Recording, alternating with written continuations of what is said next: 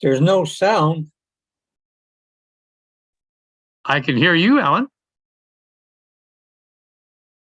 Not now. Sing a tune, Alan. Give me something for the back. Give me Working Man. I can't hear anything either. Okay, I'll call him.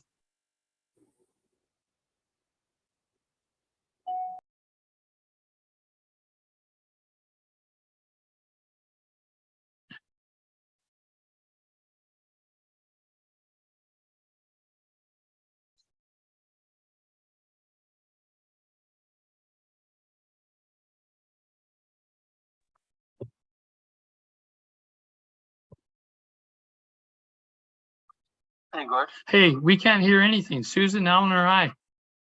We can hear you. All right, not from the first. Can you hear the chair? I can hear the chair now. Okay. Can you hear the chair, Susan, Alan? Testing. The only thing I've heard is what Rob just said. Yeah, I've heard nothing before that. that's right. Are you able to hear us now? I can hear you now. Yes. Okay. Somebody's got to turn the mic on. All right. Well, we are going to start back and I will at pecuniary interests and ask if any of the committee members have pecuniary interests. And Councillor Kent is the only one with the pecuniary interest. All right. So we will go back to item 5C1, which is B4322ML Dunford. And this is a zoning bylaw amendment and consent application. Everybody can hear all that all right? Yes, thank you. I'll mute. And I should add that Councillor Mazin has also joined.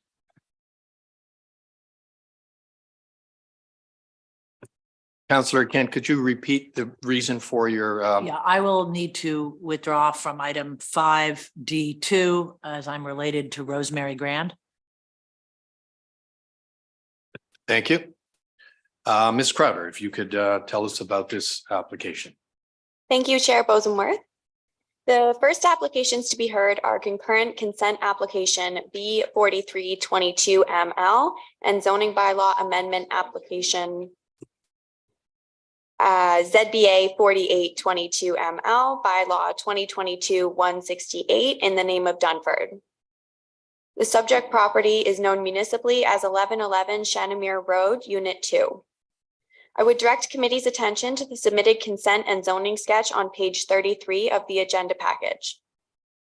These applications were originally heard by committee on February 16th, 2023, and then by council on March 15th, 2023.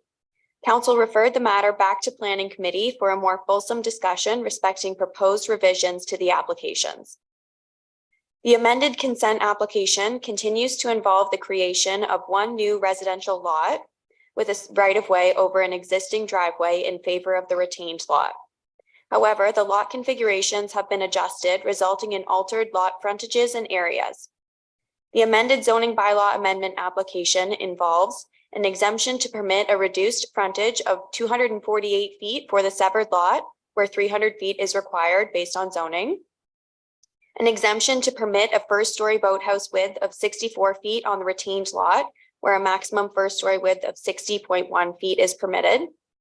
An exemption to permit a second-story boathouse width of 52.4 feet on the retained lot, where a maximum second-story width of 48.8 feet is permitted. An exemption to permit the second story of a two-story boathouse on the retained lot to be 1,282 square feet in size, where a maximum second story size of 650 square feet is permitted. An exemption to prohibit shoreline structures within specific envelopes on the severed lot, and an exemption to prohibit a two-story boathouse on the severed lot. The amended proposal now complies with side yard setback requirements for shoreline structures, and thus exemptions from minimum side yard setback requirements for shoreline structures on the retained lot are no longer included in the amended zoning application. In accordance with the Planning Act, notice of these amended concurrent applications were circulated 21 days in advance of this meeting, and 5 submissions were received. Comments from Nick Snyder, the township's chief building official, were received stating that the sewage system supporting the existing dwelling and boathouse on the retained lot exists on the proposed severed lot. A building permit will be required to be issued and a new sewage system constructed to service the development on the retained lot prior to the severance and creation of the new lot. Comments were received from Hydro One stating no objection. Comments were received from Tim Sopko, the township's public works technician, stating that civic addressing changes may be required. If required, address changes should be completed at no cost to the township and to the satisfaction of the township's public works department. It appears that there may be some shared servicing between the proposed retained and severed lots. It is recommended that all servicing should be located upon the property to which it serves. The District Municipality of Muskoka provided comments stating that district staff would not be opposed to the approval of the above noted applications, provided that separate individual potable water and sanitary sewage disposal systems are provided for each lot, and that all existing sewage disposal systems that are located over proposed lot lines or servicing multiple residential dwellings are appropriately decommissioned. Lastly, a letter was received from Peter Gross recommending that a number of conditions be registered on title, including requirement of a detailed site sketch. The site sketch shall include vegetative buffers and a clear depiction of where pathways and patios are permitted. All trees and/or vegetation removed as a result of the applications are to be restored. A covenant pointing out that development of the lot is subject to the township's tree preservation bylaw and site alteration bylaw. Slips are required in the proposed single-story boathouse to ensure it is used as a boathouse. The covered area of the existing boathouse on the retained lot is limited to 623 square feet and shall not be enclosed. The proposed boathouse width on the severed lot shall be limited to 16% of the lot frontage and no more than 15 meters from the high water mark with no floors permitted. And there shall be no habitable or dwelling space permitted in the proposed boathouse, and the boathouse should be used for the berthing of and storage of boats and marine related equipment only. Mr. Gross also requested that a holding symbol be placed on the proposed severed lot pursuant to Section 36 of the Planning Act RSO until such time that a septic and pool water discharge plan be received to the satisfaction of the township. I would be happy to read any of the submissions in full at the request of committee. Staff have prepared a detailed planning report for committee's consideration. Staff have recommended that consent application B4322ML amended be approved subject to the implementation of several standard conditions in addition to the following.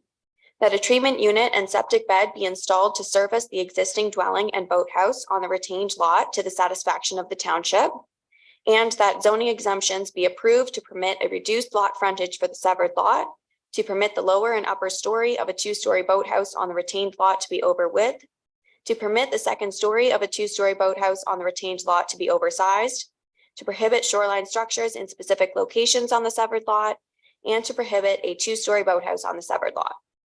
Staff have recommended that zoning bylaw amendment application ZBA 4822ML, bylaw 2022-168 be approved subject to a minor amendment to amend section 1(4) of bylaw 2022-168 to permit the second story of a two-story boathouse on the retained lot to be 1,282 square feet in size.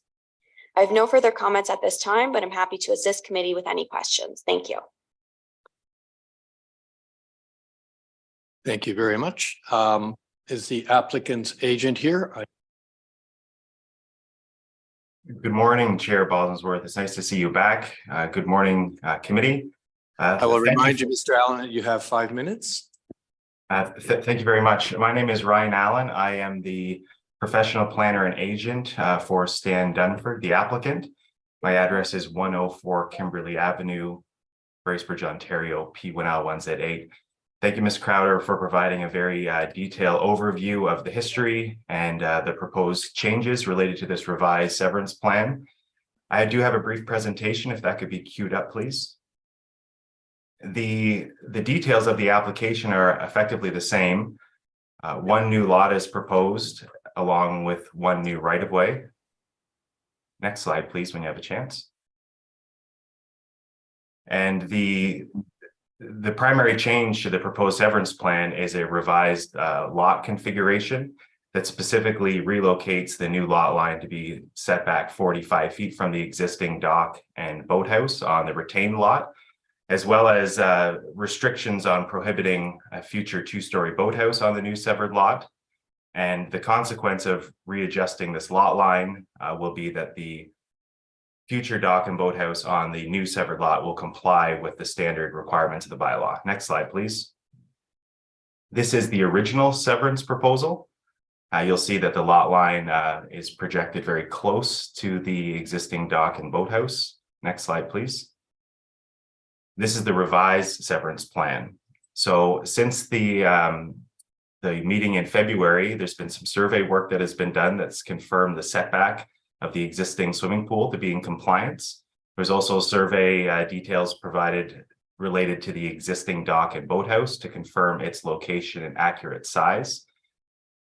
There were some reviews related to the septic system that was provided by the township septic inspector to identify an acceptable septic location on the new retained lot. The severed lot will contain the septic bed for the existing cottage that will be reused for future development on that lot. I've identified a location envelope shaded in yellow where a future dock and boathouse would be permitted on the severed lot. I think it's important to note that we've reduced the frontage to 250 feet on the new severed lot. However, if you consider the uninterrupted frontage to the far opposite side of the proposed severed lot, there's over 320 feet of frontage. The right-of-way crosses an existing driveway, so no changes are required to access. Next slide, please. In terms of planning analysis, the lot frontage and area of the proposed lots, as well as the widths of the boathouse and second story size, conform with the township and district official plans. There's sufficient area to install a new septic system on the retained lot that was confirmed by the township septic inspector. Acceptable access can be provided to the severed and retained lots over the existing driveway. The setbacks for the existing dock and boathouse will comply with the required zoning requirements. The dock and boathouses will be prohibited on certain parts of the shoreline in order to help lessen the impact on the neighboring property owners. There are suitable locations on the proposed severed lot that are level and beyond minimum setbacks that can accommodate future building locations. There's a substantial shoreline buffer that will be retained on both the severed and the retained lot. Also, there's no objections. We have no objections to the recommended conditions of approval from the township staff. Next slide, please. It would be my professional opinion that this proposal conforms with the township and district official plans, is consistent with the provincial policy statement, and represents good planning. I did hear the comments provided by Mr. Gross. I would note that it appears that the province is considering yet further changes to the Planning Act and will be considering bringing site plan control back to waterfront properties that have a shoreline location. So I think many of the comments that he was raising related to providing site sketch and tree preservation, location of pathways, that will all be addressed in a future site plan agreement when a development plan is prepared. Be happy to answer any questions you have. Thank you. Thank you very much, Mr. Allen. Is there anybody wishing to speak in favor of this application? And is there anybody wishing to speak against this application?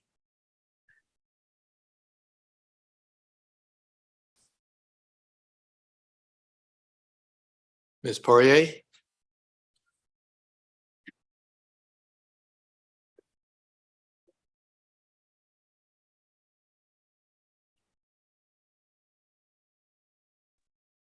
Can you hear me now, Chair?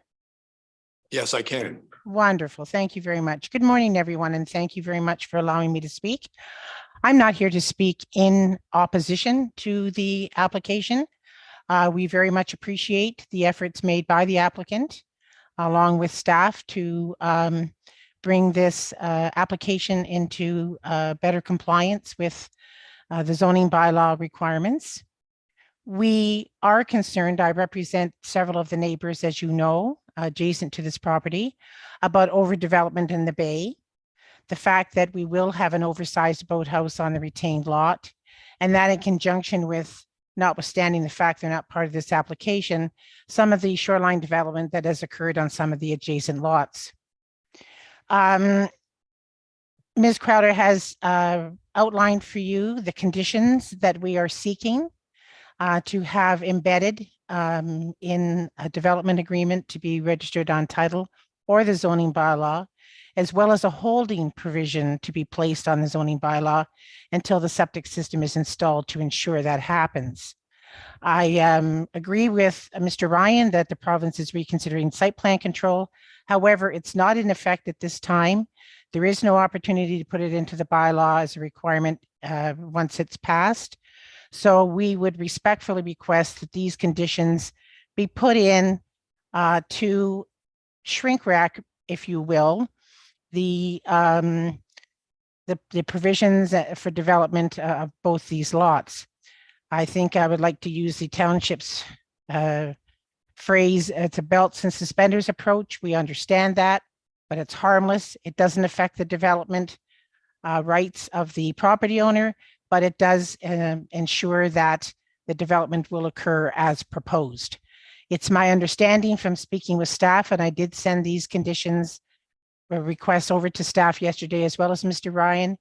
It's my understanding that you have a resolution in front of you that would in fact place these conditions in a development agreement or the zoning bylaw, and would respectfully ask that you request or that you consider that when you make your decision this morning. Thank you very much again for the opportunity, and thank you to the applicant and staff for the efforts made to date. Thank you very much. Are there any other, there's no others wishing to speak against this proposal? I will open it up to committee.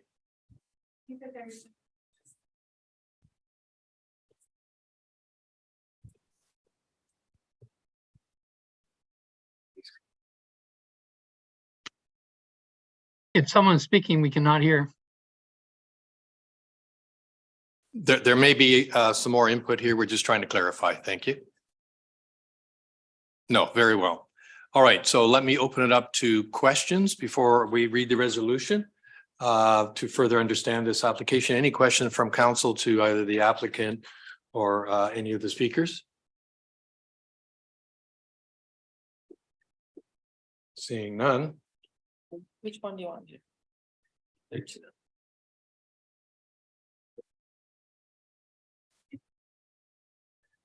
So this is what's in the report. Yes. This is what the That's the new one. delegate requested be included as well. So what do we do? What do we? I think need direction from committee, please.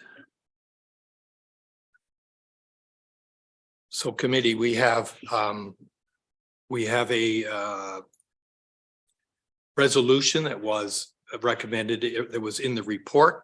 And then we have some conditions that were added by, who was it added by? That was the submission from Mr. Gross. From Mr. Gross. And we can do those, I think we can do those separately, David, is that the idea? Well, again, the committee should discuss or decide whether they wish to include them. We just have it pre-prepared to save some time. All right. So there is the, I think we heard the applicant agree that we could do this. But let me open to a committee whether we want to include the additional conditions. Absolutely want to include the additional conditions, including if we can get some kind of site plan control on with a consent at this point before the bill comes through. Thank you. Which I think is Thank where you, we're at. Councilor Bird, Councilor Nishikawa. Thank you. I actually would like you to read the bylaw. I can do if I that. could, Yeah. and then And ask then- the question. Thank Very you. well. Okay. Yeah.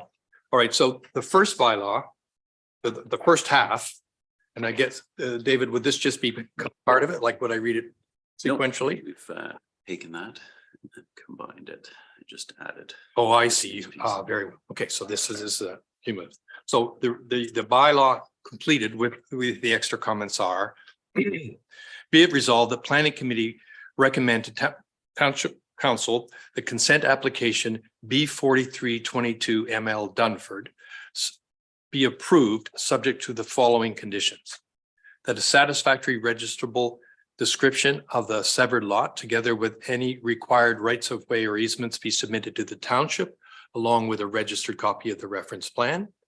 That a treatment unit and septic bed be installed to service the existing dwelling and boathouse on the retained lot to the satisfaction of the township. That cash in lieu of parkland be dedicated to the township in the amount of 5% of the assessed value of the newly created lot, brackets severed lot, or the entire lands, whichever is left.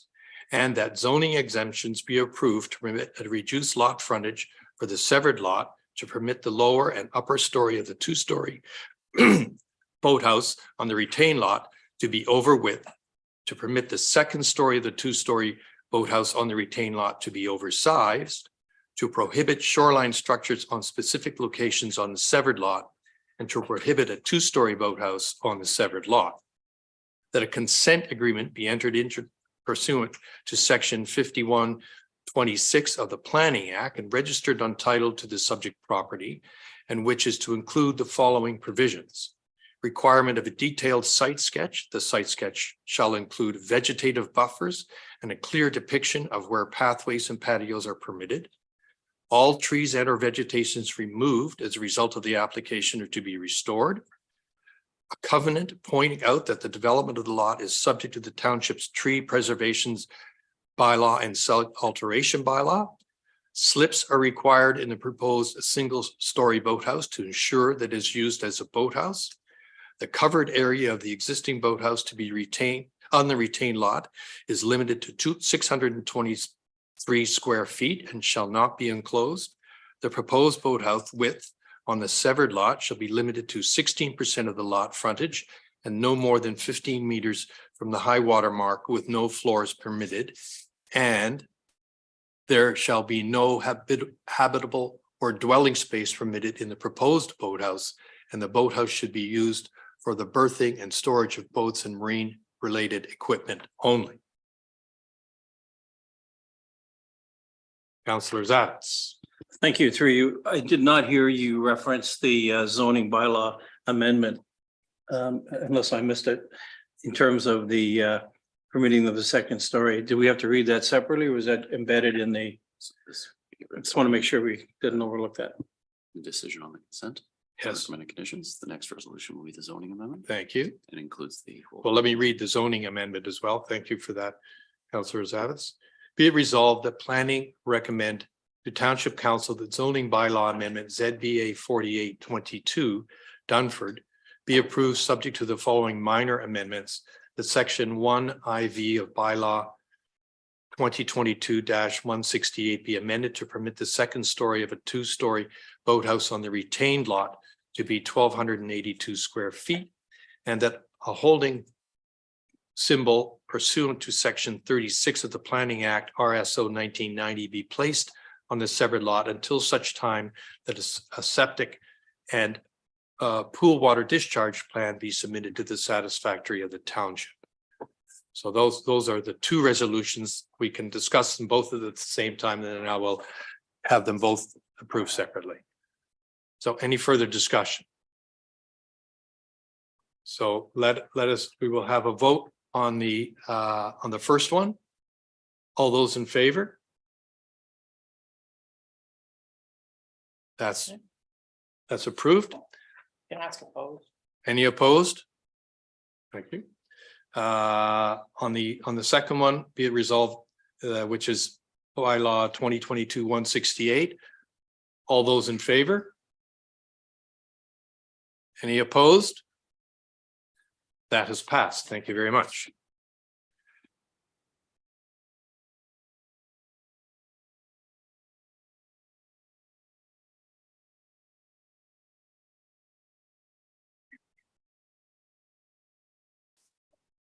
Cool. Yeah.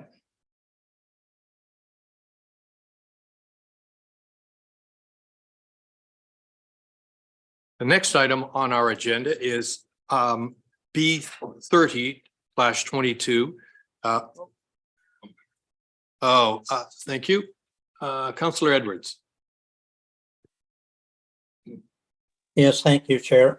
In the To be fair, I will have to leave, so I will not listen to the start of this. I don't want to leave halfway through an application. My wife has a medical appointment. Thank you. Thank you.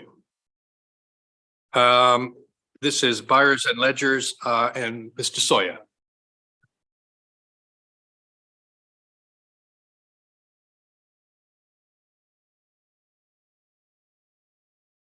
There we go.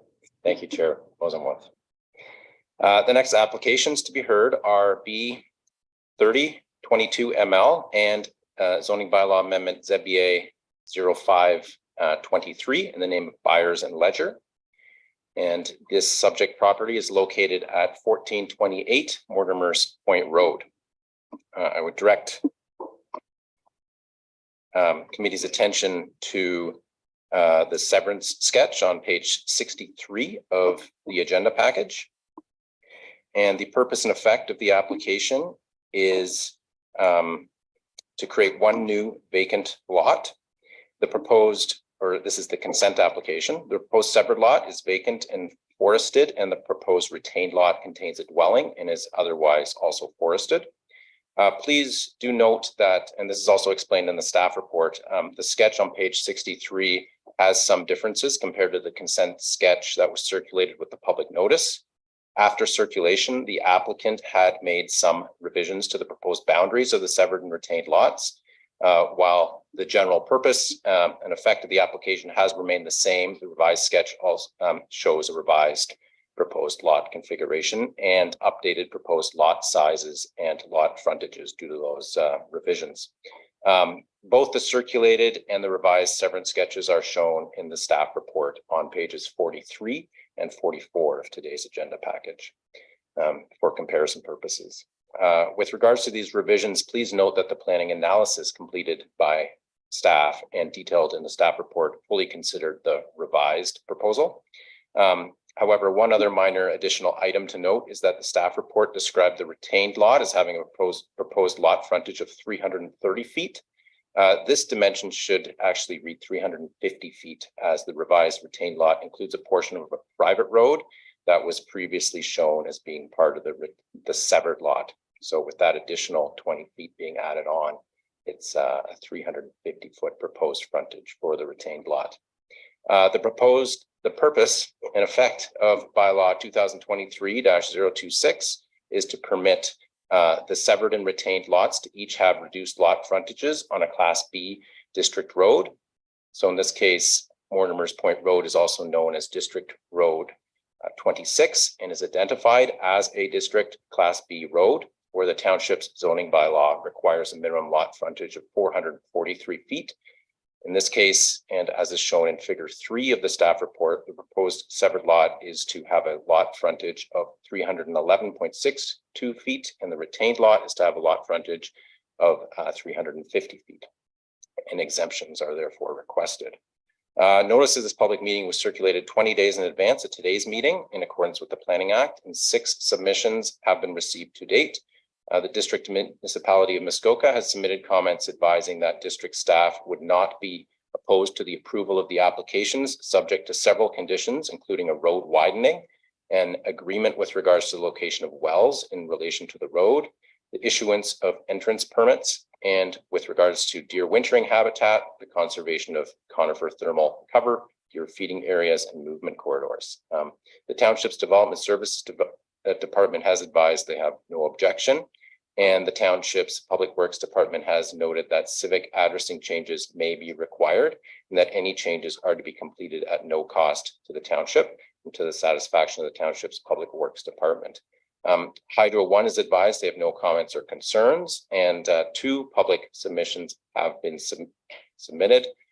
Submission was received from John and Karen Armidate, owners of an adjacent property to the north on the opposite side of Mortimer's Point Road. This submission was not in opposition or in support, but only requested to be notified of any future committee or council meetings associated with these applications. And a letter in opposition was received from Thomas Wright, who is an owner of an abutting shoreline property known as 1434 Mortimer's Point Road. unit number 7. And it was received after comments were forwarded to committee. So I'm just going to read this submission in full. It reads, Dear Sir or Madam, I am the owner of 1434 Mortimer's Point Road, Unit 7, a waterfront cottage located to the southwest of the proposed retained lot. I purchased this property several decades ago, primarily because of the quietness of the surrounding terrain. I spend time all year at my cottage, which is a second home. I have reviewed both the revised sketch and the planning report and am aware that the request is for a severance into 2 lots, 4.3 acres and 3.8 acres, neither of which would have the required frontage on Mortimer's Point Road.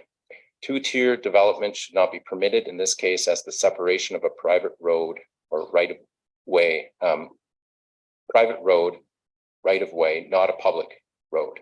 In addition, the severed lot would not have the frontage or acreage for backlot development.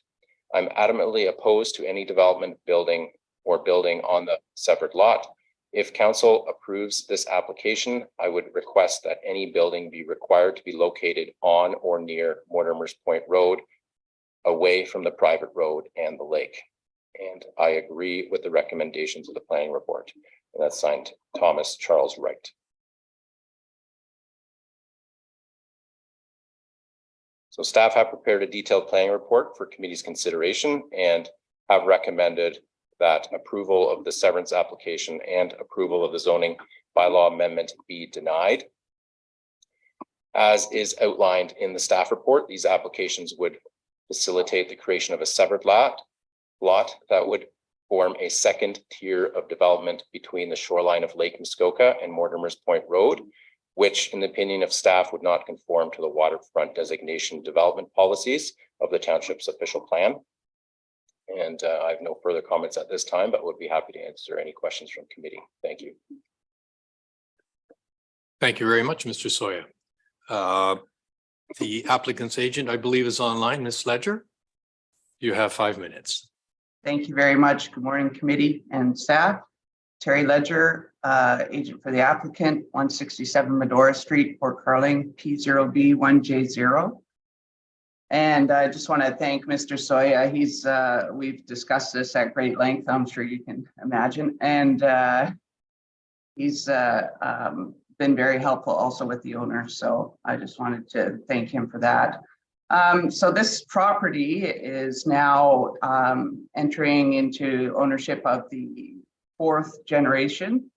So it's a little bit of estate planning going on, but it's also, I'm obviously Ledger, it's a family member, so I'm well acquainted with what's going on here, but they live and work in the area. And I think that we need to sort of look at the planning, or this is an opportunity to look at some of the planning policies that we have in our area, and also tie them in with some housing issues that we have in our area. And last year, August, Roma, Rural Ontario Municipality Association, put out a large report about attainable housing and sort of expanding settlement areas of what we can do to help with the issue, which is a big issue. So this particular lot would be on close to town. So we're sort of, it's a gentle expansion. We're not in the middle of nowhere. Mortimer's Point Road has many year-round residences on it. This is not out of character with the road. The severed lots, or the consent application, meets all the requirements of lots other than the frontage, which the district of Muskoka doesn't have an issue with.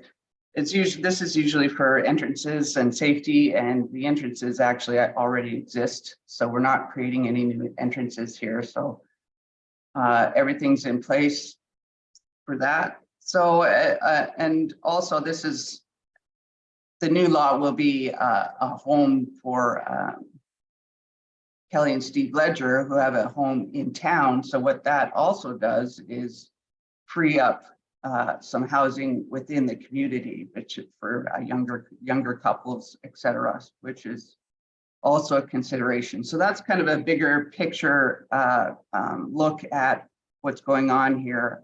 They've been good stewards of this land, like I said, for 4 generations. We're going back to the 1930s here.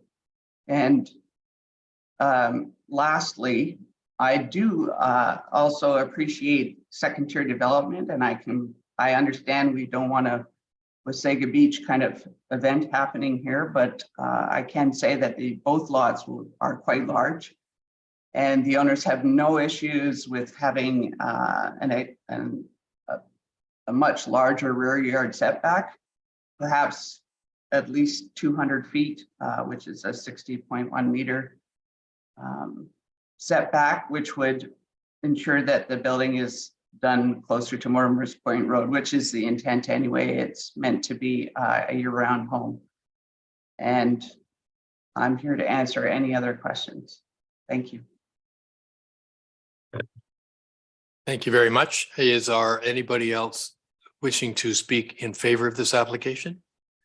Is there anybody wishing to speak against this application? If you can bring them in, thank you.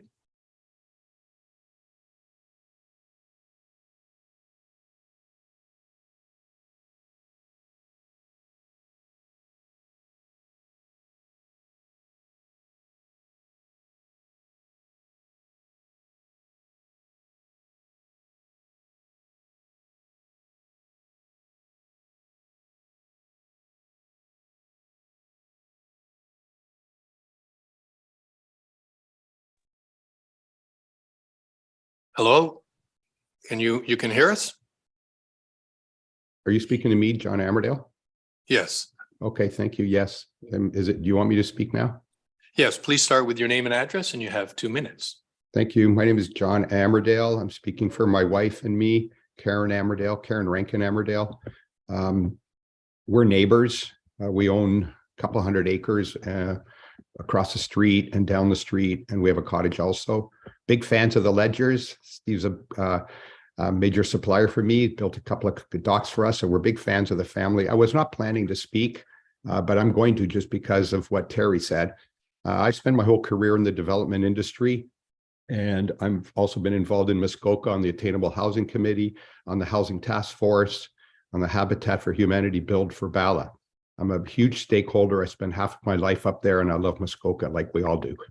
My concern is that attainable housing needs to be provided in a format that's affordable, and it needs to be provided where there's existing infrastructure and in urban areas. That's where the province is encouraging it. That's where your official plans encourage it.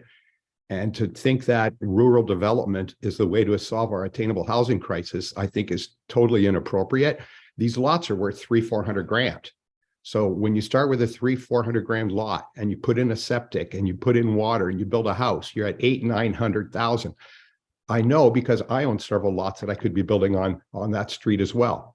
So I just don't think it's fair to say that this is how we solve the attainable housing problem. The way you do that is you change your zoning to allow more density, more 3 and 4 unit properties on existing urban fabric lots, such as in Port Carling and Bala.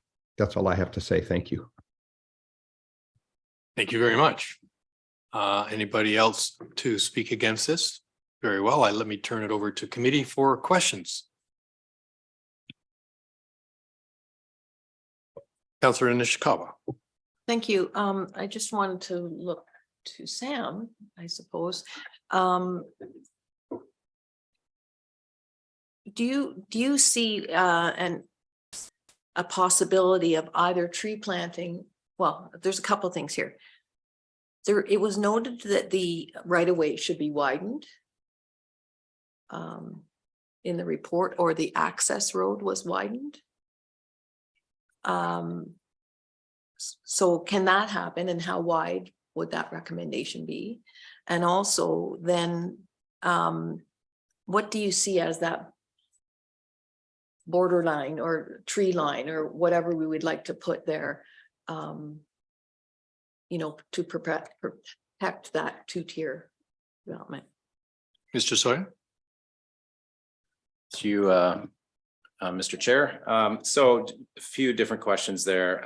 With regards to the right of way question, I believe that in the report, it talks about that there was a right of way that's now part of the retained lot. And when it was initially proposed, it was to be part of the severed lot. This is a right of way that is a private laneway with right of ways that are in favor of other waterfront lots.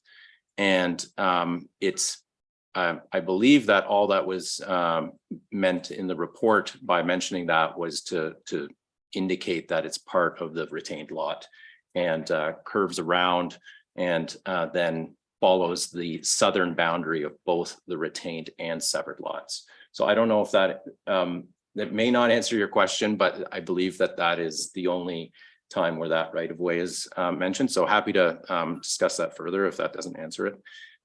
With regards to setbacks,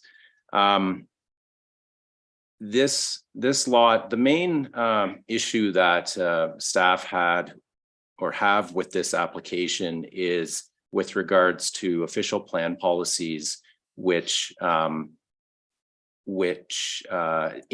state that, and they're related to the creation of a second tier of development, and which state that in the waterfront designation, there should only be one tier of lots between the shoreline of a lake and a road that runs parallel to that shoreline. And in this case, the existing property already forms a second tier of development. And that's an existing lot, but now there's an application to sever that lot and to create a further second tier lot between the shoreline and the road. So that is the main consideration that that staff have had. This lot is in the waterfront designation, and official plan policies are quite clear, stating that that second tier should not be further created. So there has been, and this, I think staff in the staff report, this is mentioned as well, that if committee were looking to approve the application, a further development should be directed towards the road. And Ms. Ledger has suggested a 200-foot setback from the rear lot line, and given the depth of the lot, that seems quite reasonable. These properties are well vegetated as they are, so additional planting along the rear lot line would not do very much in terms of promoting privacy, and directing development away from that rear lot line would be a good way to go about it. However, those concerns with the official plan policies would still remain. So hopefully that answers the question. Thank you. Supplemental? I was just trying to find it, but I couldn't, but I believe it was under the district comment about widening a road. And so that's why I had that concern or whatever, and what that looked like. I'll wait for my comments. Mr. Soya? Sorry, now I understand your question. So through you, Mr. Chair, the district had asked for a road widening of Mortimer's Point Road, the district road. It's a fairly standard comment from the district. If the road in that location, it doesn't meet the standard width of a district Class B road, and they take the opportunity at when there's for example, a severance application, they take the opportunity to widen that road, and they've asked for a 3-meter widening along this portion of the roadway, and the district would pay for the legal costs, but it would be, and it's, if committee were looking to approve, it isn't stated in the staff report as a suggested condition based on the district comments. Thank you. Are there any other questions or clarifications required? Let me read both resolutions, and then we can have a discussion. Be it resolved that the planning committee recommend Township Council that zoning bylaw amendment ZBA 0523 Byers and Ledgers be approved subject to the following. That a partial rezoning of the severed and retained lots from waterfront residential WR1 to open space private OS2 or an increased rear yard setback to ensure that the buildings and structures are oriented towards Mortimer Point Road, and that Schedule 2 be replaced with the updated consent schedule submitted by the applicant's agent. So that's the one. Here's the second one. Be it resolved, the Planning Committee recommended Township Council that consent application B 3022 ML Byers and Ledger be approved subject to the following conditions. That a registerable deed for the severed lot and any required right of ways be submitted to the township along with a registered copy of the reference plan. The confirmation be received that the township is satisfied that the retained and severed lots are satisfactory for the on-site sewage disposal and that any problems identified with any existing sewage system be corrected to the satisfaction of the township. The cash in lieu of parkland be dedicated to the township in the amount of 5% of the assessed value of the newly created lot or the entire lots, whichever is less.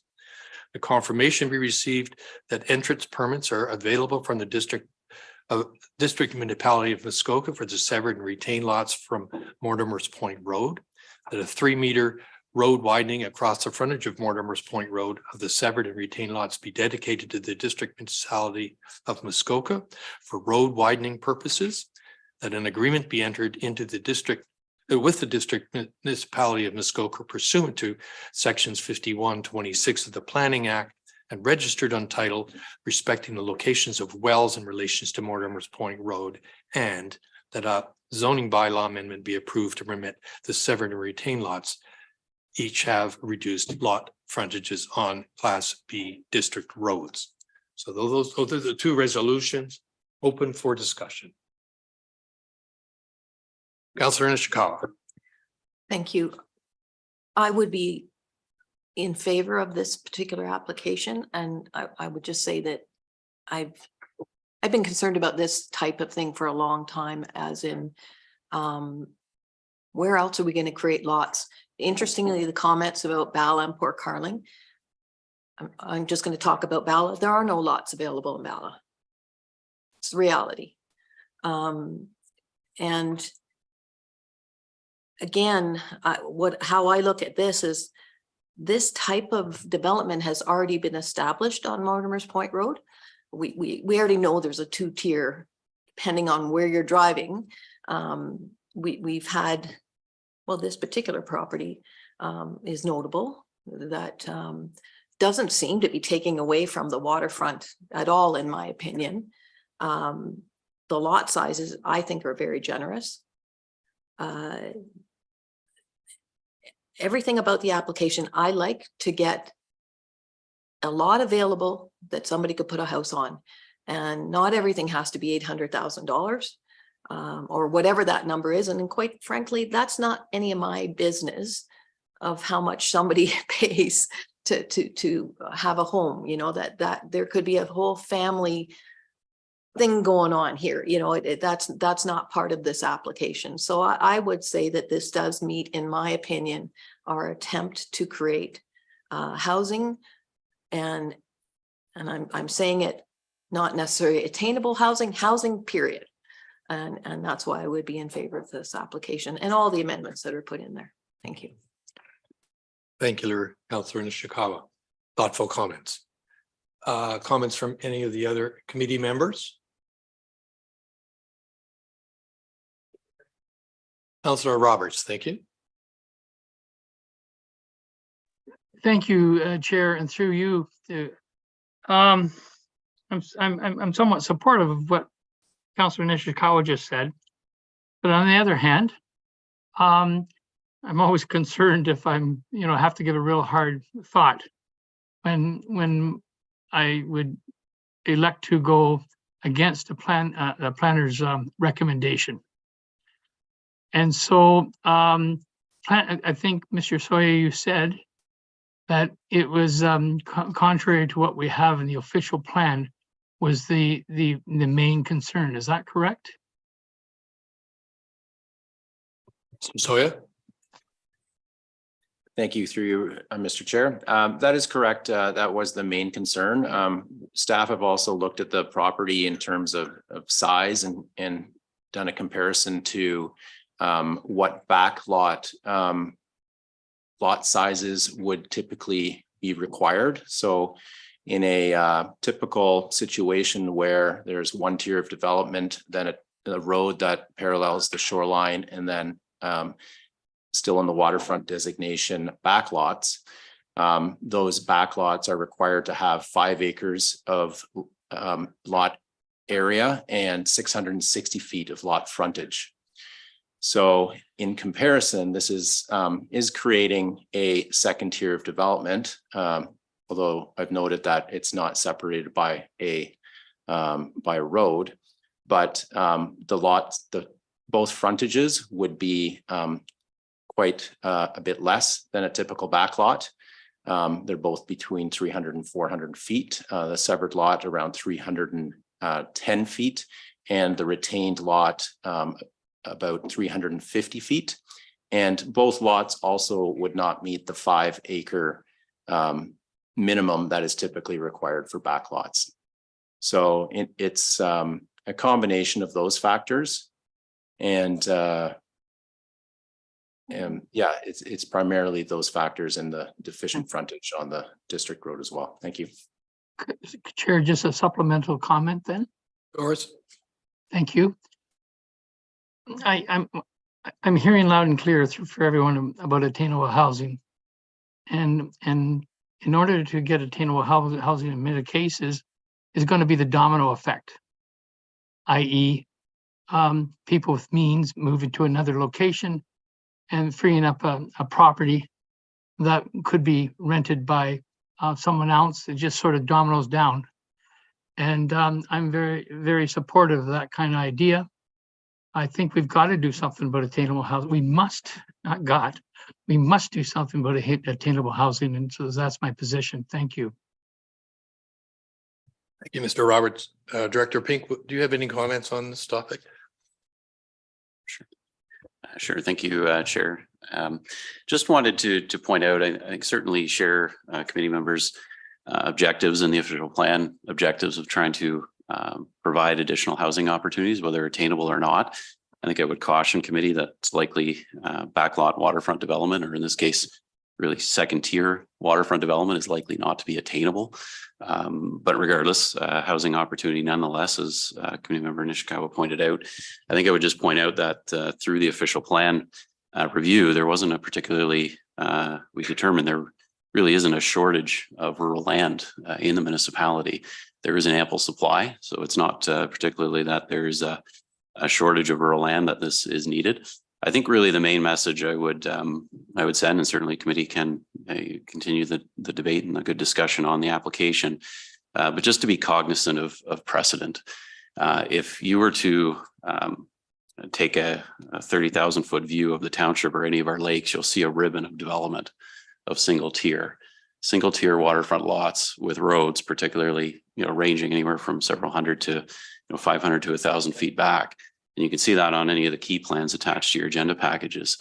And the risk, and why staff's opposed and why this is not in conformity with the official plan, what this is proposing to do is really take those waterfront lots and split them parallel to the shoreline. And the risk you run is essentially sort of opening up more or less the doubling of all the density around all of our lakes. By doing so, anyone that had frontage on a road at the rear in the lake could argue, I meet my frontage and acreage requirements, my waterfront lot, let me split off the back and double the density.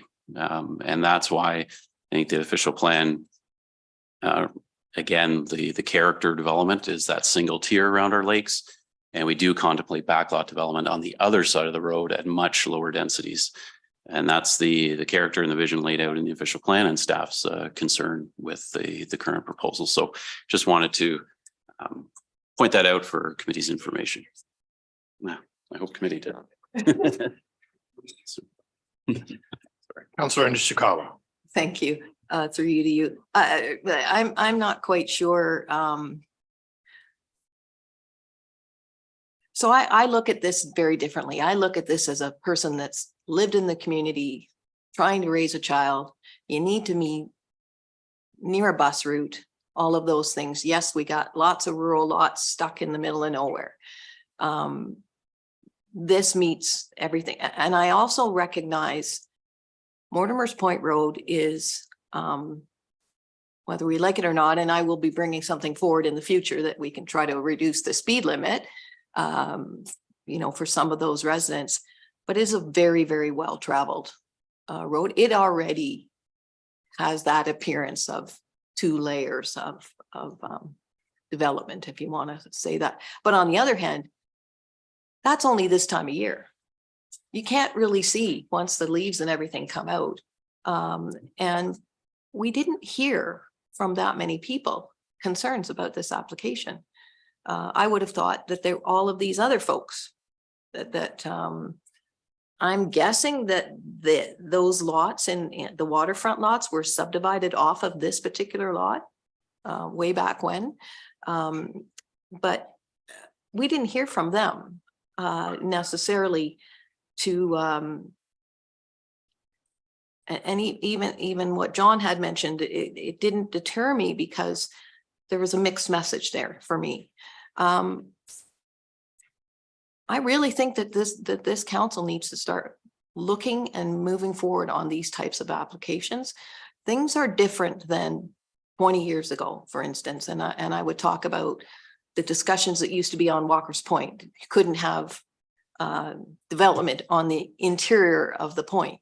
That's changed now. Like, that whole attitude has changed. People want their kids to live near them, those types of things. They don't want them to be on water, but they still want to get a lot. So I really think that we need to be more proactive about these types of applications, because once this is done, we're going to be driving by. We're not even going to notice. It's just going to be another house next to the other house. That's my opinion. Thank you. Councillor Zavitz. No, thank you. And through you, I guess I would, having been on the last council, I mean, the official plan is still with the district, as I understand it, waiting for their final vetting.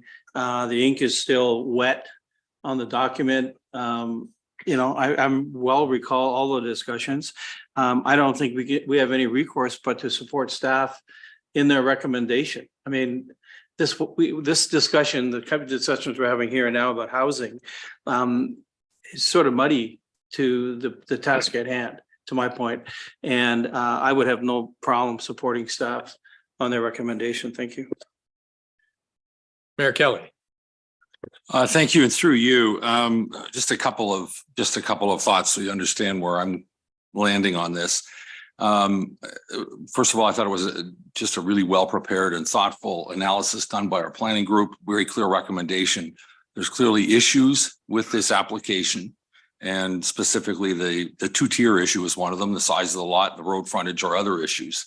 I'm very cognizant of what Director Pink has suggested is an issue with precedent. We've got to be careful, notwithstanding that there already may exist some 2-tier development along Mortimer's Point Road. We should not be perpetuating it unless there's some really good reason for it. And I really regret that I want to just sort of echo a little bit about what our delegate John Armourdale said.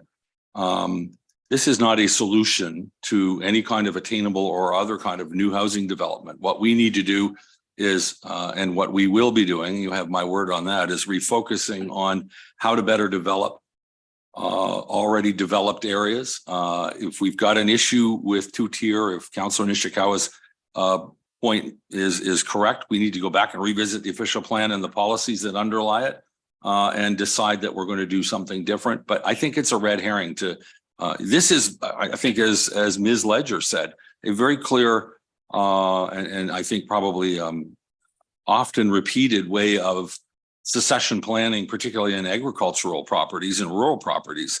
But we have a clear policy that stipulates no 2-tier development on the waterfront, and I can't get comfortable that there's a good reason to go against the recommendations of our planning staff and of our policy and support this. And so I will not be supporting it. Thank you, Mayor Kelly. Councillor Mazan. Thank you, and sorry, not to repeat from the last 2 my last two colleagues, but I will be supporting staff's recommendation. Thank you. Are there any other comments or debate? Seeing none, let me call the vote on the bylaw amendment. It's already been read. May I ask all those in favor? Yes, so the bylaw amendment is that a partial rezoning of the severed retained lots, be it resolved that the recommend to Township Council that the zoning bylaw be approved, subject to partial rezoning of the severed lots and Schedule 2 being replaced with an updated consent. So that's the zoning bylaw. All right, so all those in.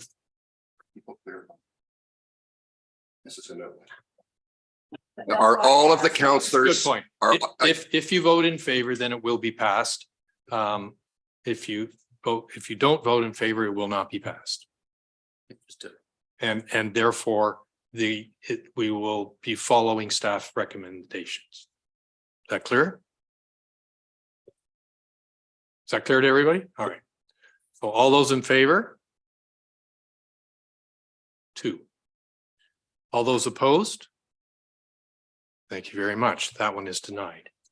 So let me deal with the consent application. So this is the application to sever the 2 lots. Do I need to review that again? All right. So all those in favor? Sorry. No. If you read the first line. No, they're always in the positive. All right. So so all those in favor? 2. All those opposed? That one is also denied. Thank you very much. Thank you for your time.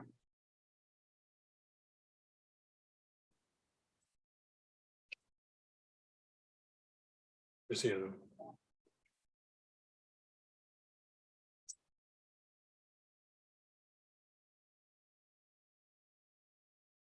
Okay.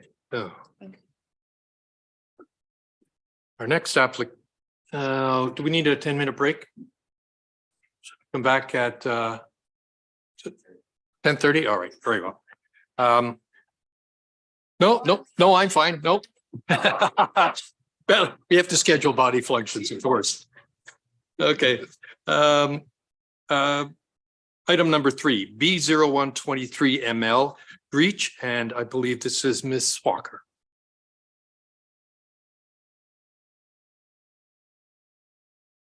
Thank you, Chair Bosenworth, and good morning, everyone. The next applications to be heard are consent applications B/01/23ML and zoning bylaw amendment application ZBA-01/23 bylaw 2023-010 in the name of Grech. The subject property is known municipally as 1020 Moon River Road. I would direct committee's attention to the submitted consent sketch starting on page 93 of the agenda package. The purpose and effect of the application is summarized as follows. A severance application has been submitted to create 1 new lot. The severed and retained lots are currently vacant.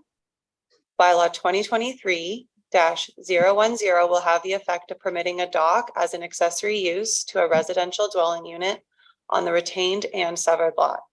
Bylaw 2023-010 will require a dock to comply with the following requirements: a maximum permitted length of 66 feet, a maximum permitted cumulative width of 15% to a maximum of 50 feet, a minimum permitted side yard setback of 30 feet.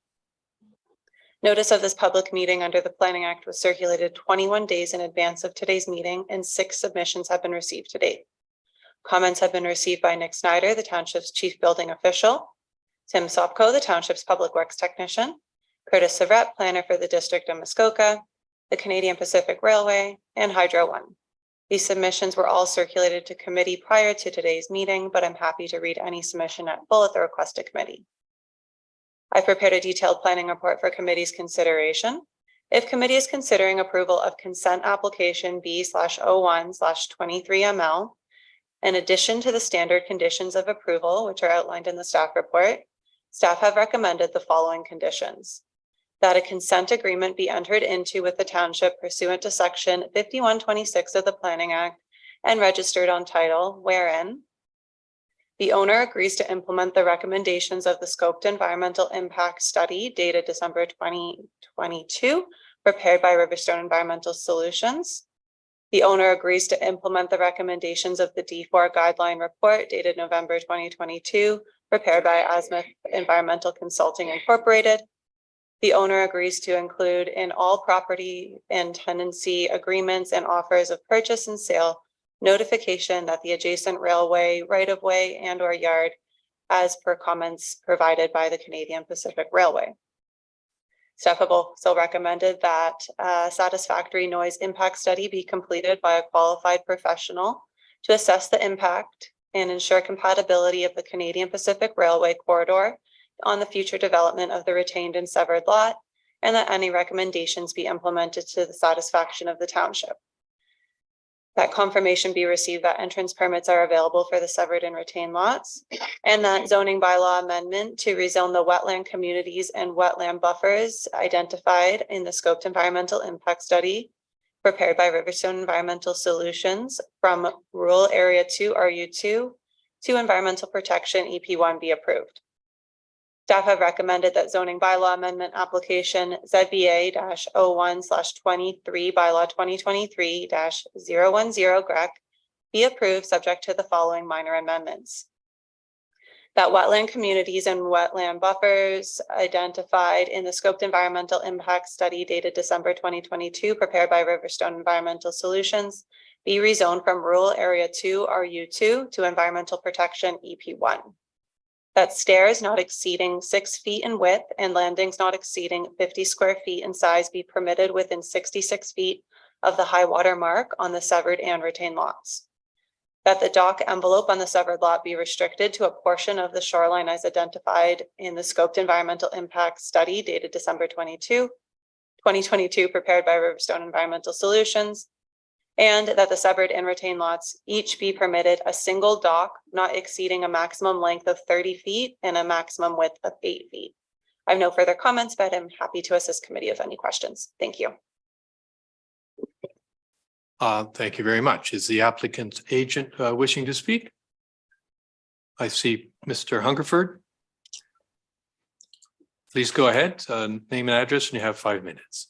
All right, thank you very much, Mr. Chairman. Can you hear me now? We can hear you, yes. Thank you. Good morning, Mr. Chairman, committee members and staff. My name is Peter Hungerford. I'm a senior planner with Marie Poirier Planning and Associates. Our address is at 44 King William Street in Huntsville, P1H1G3. And we are appearing this morning on behalf of our clients, Tony and Deb Grech, who own the property located at 1020 Moon Road with frontage on Spears Lake. As you've heard, the purpose and effect of this application for severance and rezoning will be to enable the creation of a new rural lot for development. The application and supporting material that have been provided set out the planning merits of the application. A number of reports have been prepared by our client to further support the application, excuse me, including a report to address the proximity of a closed landfill site and a scoped environmental report to assess the suitability of the land for development and to assess fish habitat. Both the township staff report and our report demonstrate that the severance and the rezoning that is requested to enable this development demonstrates conformity with applicable planning policies, such that the general intent and purpose of the plan will be achieved. We are in agreement with the staff recommendations, recommending approval of the application along with all of the conditions that Caitlin has just enumerated that have been presented in a report. And we believe that with those conditions, we will see the proper and orderly development of this property with the creation of a new rural lot. In conclusion, and based on the recommendations and conditions contained in those reports, we're requesting planning committee approval of these applications, and we would thank the committee for its consideration. Thank you. Thank you very much. You're Are welcome. there any other people wishing to speak in favor of this application? And do we have anybody wishing to oppose this application? And could you bring them in, please?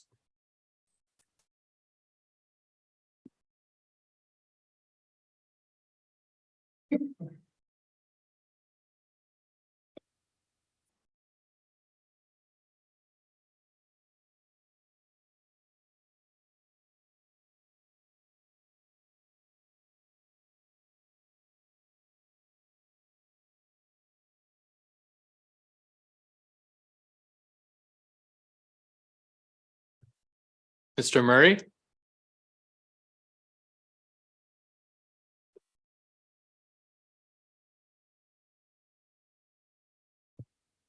Mr. Murray, if you're in, we cannot hear you.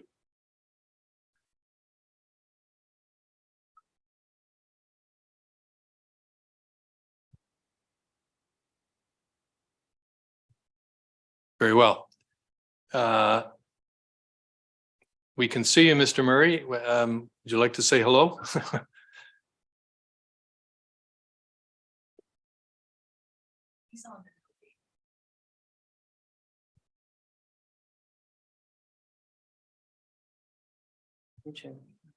Are you watching on YouTube? If you're watching on YouTube, you need to sign in. No?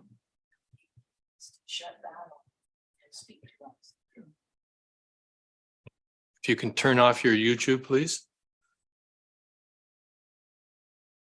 If you have it on.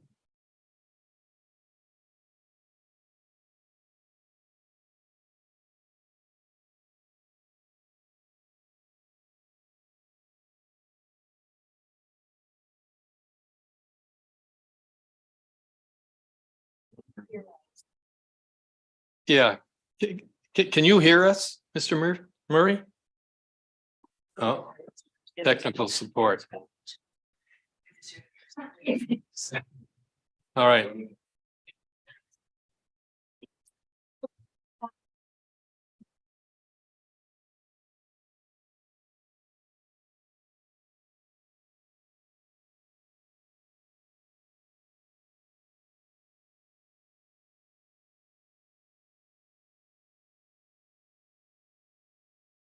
All right, perhaps is there anybody else while Mr. Murray figures out his technical?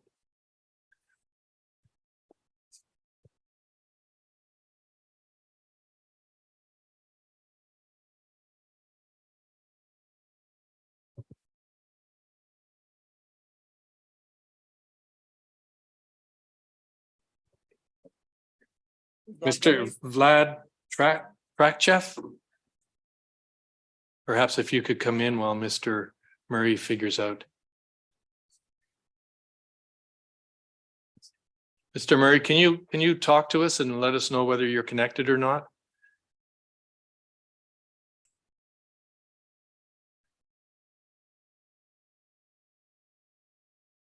What about the other person? Neither of them? Hi, this is Vlad Tregachev.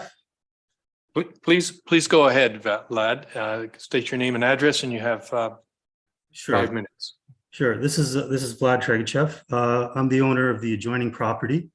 My address is 344 Pacific Avenue, Unit 1 in Toronto. So please go ahead. Yeah, I basically I've read through the reports, and in general, I don't see any objection here.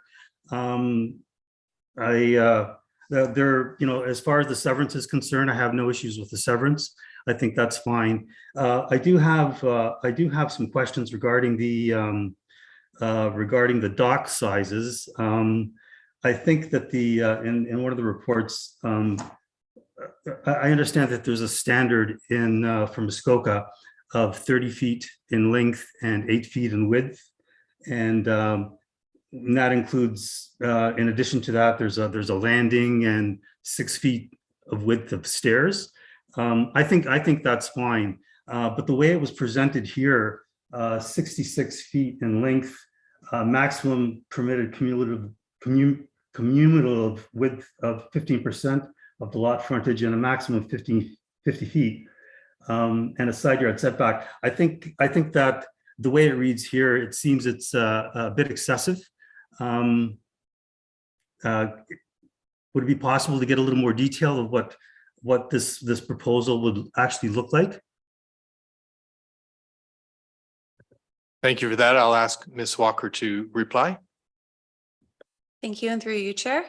So the applicants have proposed a dock on either the severed or retained property, and the maximum length that they have proposed is 66 feet.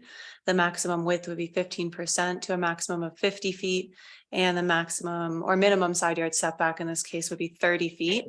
Now, staff have discussed with Riverstone, and based on the Riverstone report, they recommended that that be reduced to 8 feet in width and a 30 feet in length maximum, and maintaining the 30-foot side yard setback. Does that help provide some clarity? Okay, so basically it's been revised. So they're going to go with the recommendations of Riverstone. This is staff's current recommendation to council today or to Okay. committees. Okay, that's fine. I think that's fine. My only issue is regarding the side yard setback. Just to give you a little bit of history about this, what has happened is the Greches have actually had built their house completely on my land. So I have an issue regarding the privacy. I mean, what they've done is the house is basically 280 feet from where it was supposed to be based on the approved site plan that was given to Muskoka Lakes. So my issue is the issue with the side yard setback, since we haven't really determined where that property line, the abutting property line between the Greches and my property actually is. The side yard issue is a concern for me for privacy and encroachment, that kind of thing. So for those reasons, what I'm asking for is basically, could we do 100-foot setback, side yard setback? I mean, the way I see it is that if it's a 100-foot property, a typical waterfront building lot of 100 feet, a 30-yard side yard setback seems reasonable. But when you've got large lots like these that are basically 300, 400 feet in width, I would think that a larger side yard setback would be warranted, just to be able to provide privacy between the lots.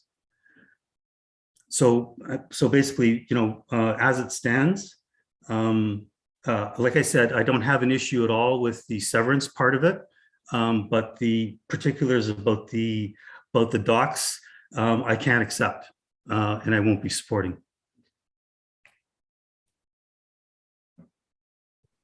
Thank you very much. Any other questions? Oh, the applicant. Yes, thank you. Ms. Grech? Are you able to hear me okay? Yes, we are. Okay, my name is Debbie Grech and I'm at 1020 Moon River Road in Bala. With all due respect to Vlad's concerns, this zoning has to do with the existing, not future boundary changes, what and if they may be. So this zoning application is pursuant to the existing property boundaries that are on file with the township, not have anything at all to do with his concern about future boundaries. So that is a separate issue that will be brought forward at a future date. Today is about the zoning amendment for allowing docks on existing properties and for the consent to sever a complete lot and a retained lot. I'm happy to answer any questions.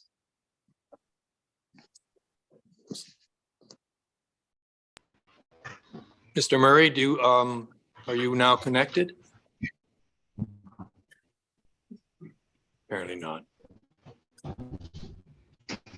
Councillor Nishikawa. He's left. Mr. Murray, could you say something so that we know that you're connected?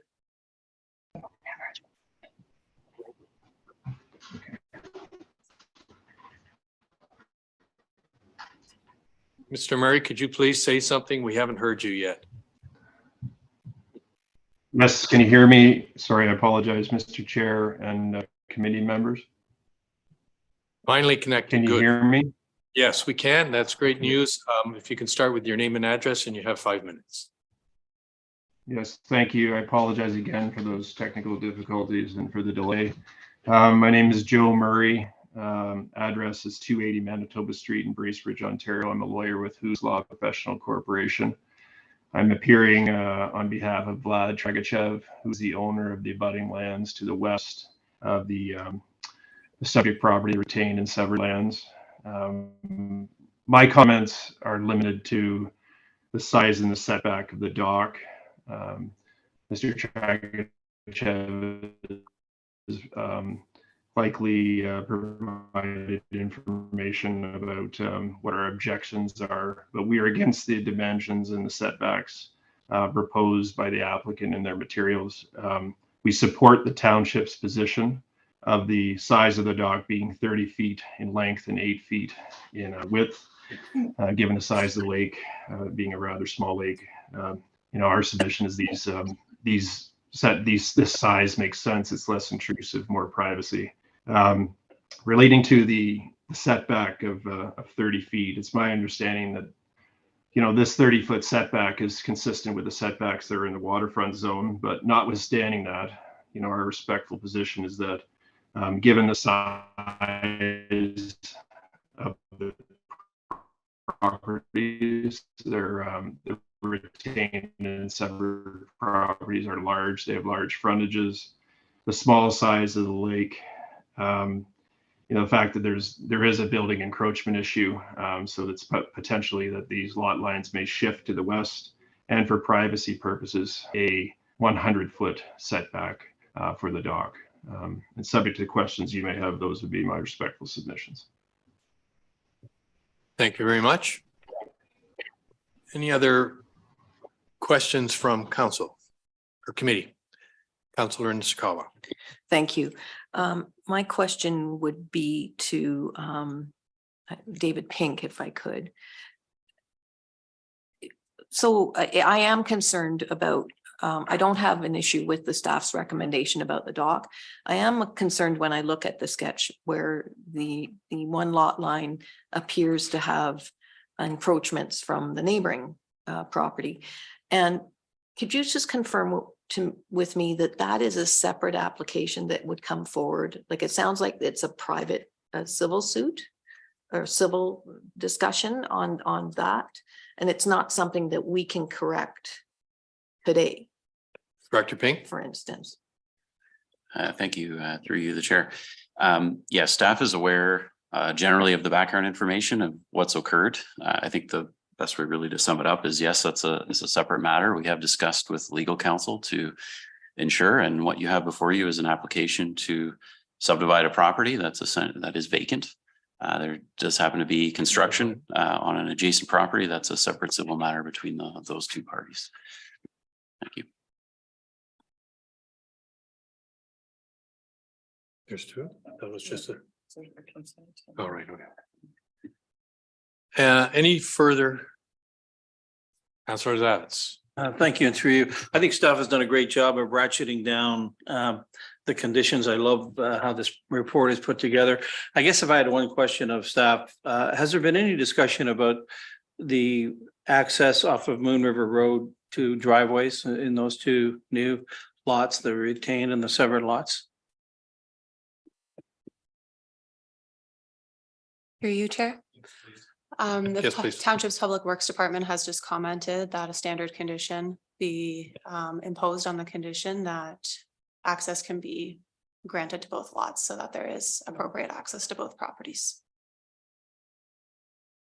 Any further questions? I'm going to read these two resolutions. They are both quite long, so bear with me.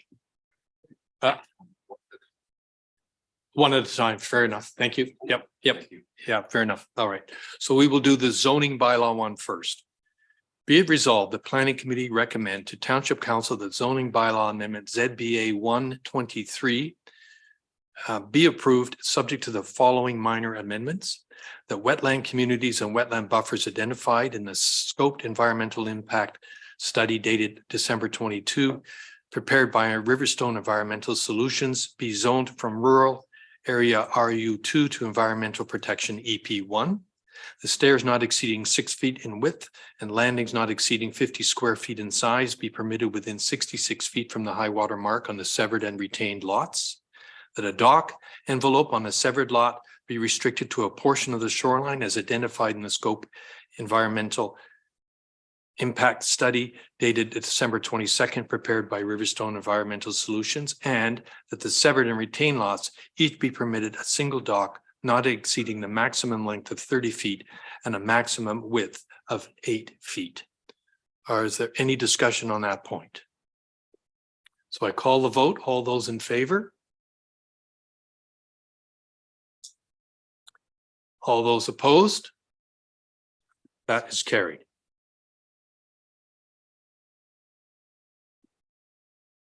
You thought that was long? Get ready for this one. Be it resolved, the Planning Committee recommend to Township Council the consent application B0123 be approved subject to the following conditions. That a registrable description deed of the severed lot and any required right-of-ways be submitted to the township along with a registered copy of the reference plan. The cash in lieu of parkland be dedicated to the township in the amount of 5% of the assessed value and the newly created lot or the entire lands, whichever is less. The confirmation be received that the township is satisfied that the severed and retained lots are satisfactory for on-site sewage disposal and that any problems identified with existing systems, sewage systems be corrected to the satisfaction of the township. That a consent agreement be entered into the township pursuant to section 5126 of the Planning Act and registered on the title wherein the owner agrees to implement recommendations of the scoped environmental impact study dated December the 22nd, prepared by Riverstone Environmental Solutions. The owner agrees to implement recommendations of the D4 guideline report dated November 22nd, prepared by Osmith Environmental Consulting, and that the owner agrees to include all property and tenancy agreements and offers of purchase and sale, notification of the application, railway right-of-way and or yard as per comments from Canadian Pacific Railway. That a satisfactory noise impact study be completed by a qualified professional to assess the impact and ensure the compatibility of the Canadian Pacific Railway corridor on the future development of the retained and severed lots, that any recommendations be implemented to the satisfaction of the township. The confirmation be received that entrance permits are available for the severed and retained lots, and that a zoning bylaw amendment be approved to rezone wetland communities and wetland buffers identified in the scope environmental impact study dated December the 22nd, prepared by Riverstone Environmental Solutions from rural A2 RU2 to environmental protection EP1. Are there any discussions? Call the vote. All those in favor? All those opposed? That is carried. Thank you, Mr. Chairman, and also thank you to staff. That's any of them? Yep. All right. All right. We are now going to take a break for 10 minutes and we'll be back at 11:45.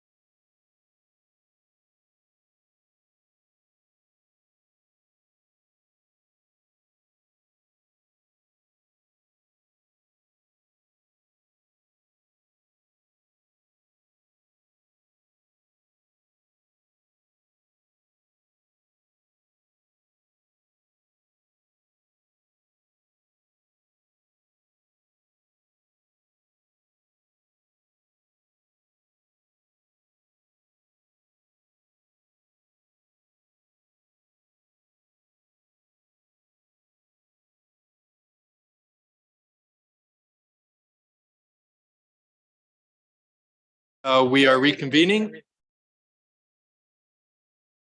The online counselors could sign back in.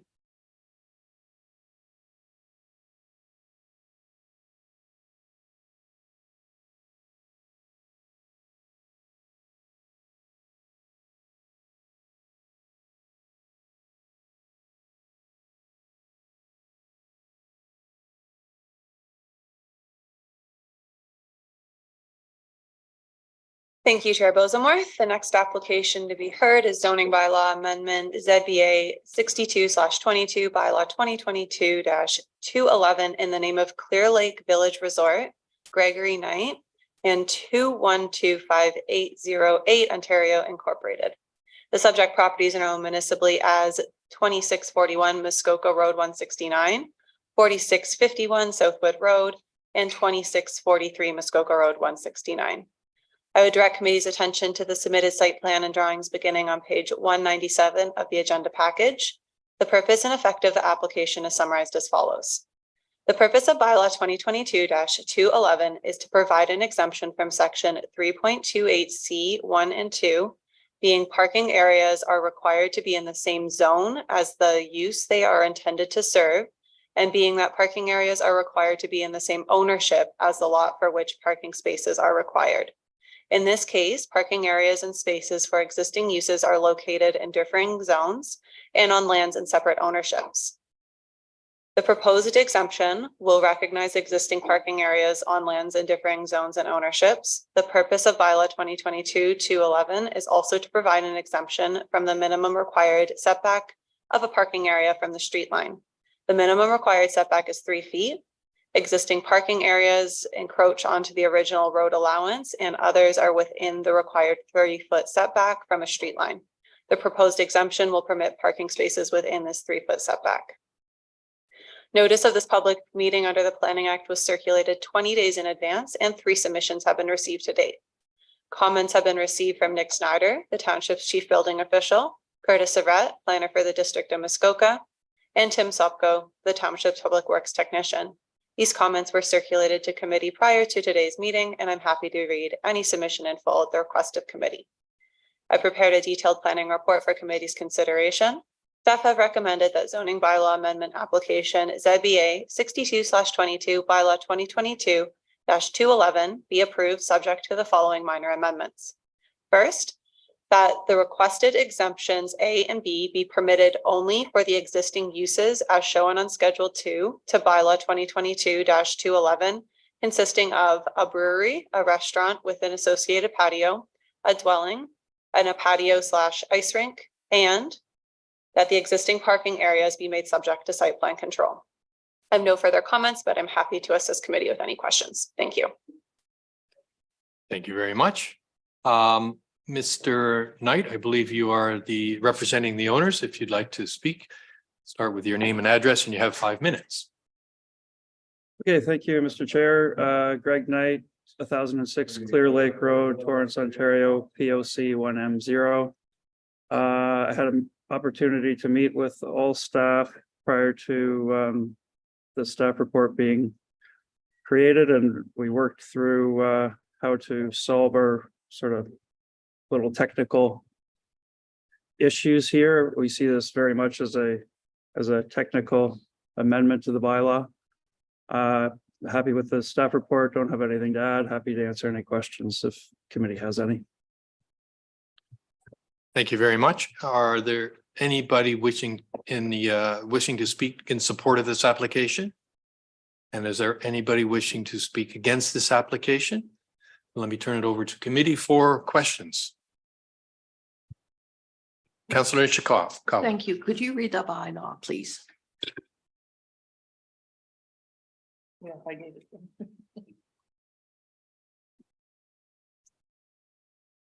Officially read the bylaw? So that we can get into conversation. Well, all right. So just confirm there's no questions in?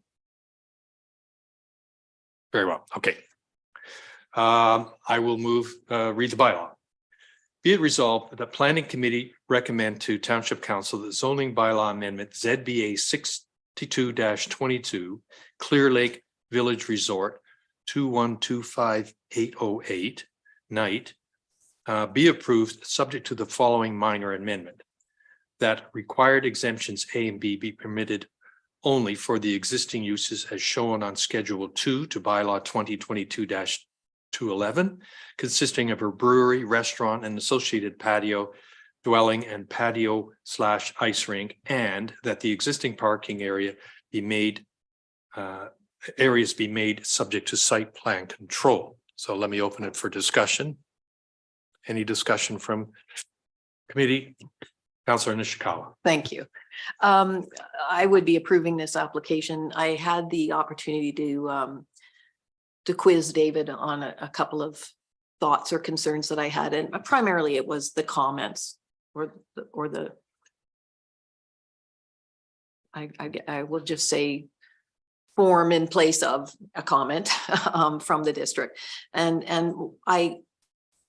David was able to confirm with me that the parking spaces that are considered off of Southwood are actually not off of Southwood in particular.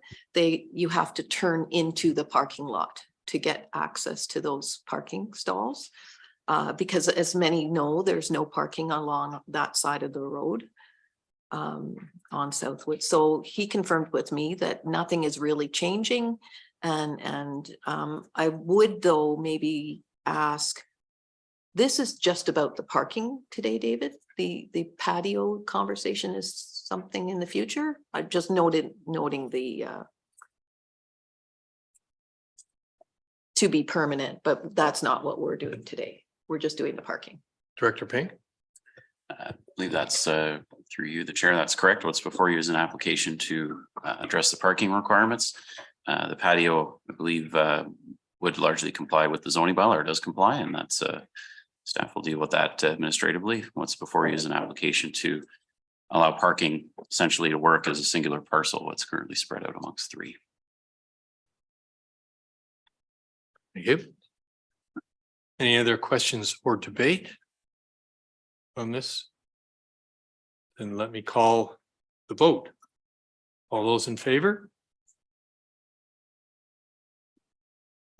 Any opposed? That's carried.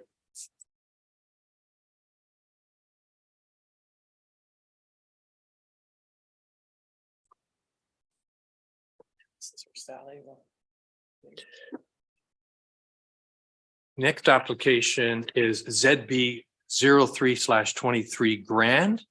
And I believe Councillor Kent needs to leave the room for that. And this is Mr. Soya.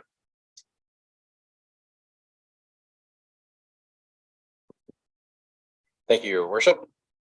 Or thank you, Mr. Chair. I don't need the upgrade. And thank you all of committee.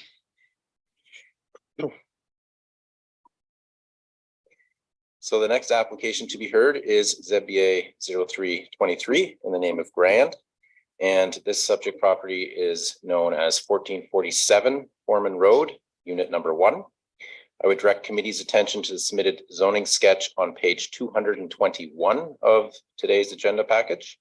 And the subject property contains a dwelling along with accessory structures, and the purpose and effect of the application is to rezone the subject property from waterfront commercial resort, WC1A2, to waterfront residential, WR1, in order to permit a waterfront residential use as the main permitted use.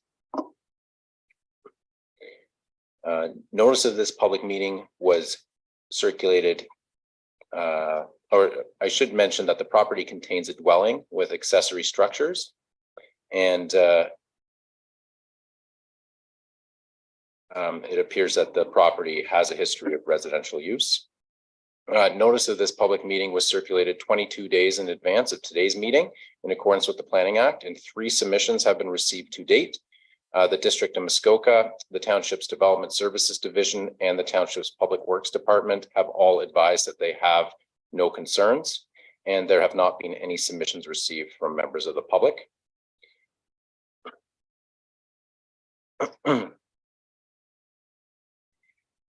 Staff have prepared a detailed planning report for committee's consideration, and we've recommended that the bylaw be approved, and I have no further comments at this time, but would be happy to answer any questions from committee. Thank you. Thank you very much, Mr. Soya. I see the applicant's agent, Mr. Fawner, is online. Welcome, Mr. Fawner. You have 5 minutes. Yes, thank you, Chair Bosworth, members of the committee. Stephen Fawner, Northern Vision Planning Limited, 109 Meadow Heights Drive, Bracebridge, Ontario, P1L 1A4. I'm here representing Rosemary Grand regarding this application. I would like to thank staff for their report, their positive report. Certainly Sam and I have had a few discussions about this application. And I do have a PowerPoint presentation that hopefully can be queued up, and I will get through it as quick as I can.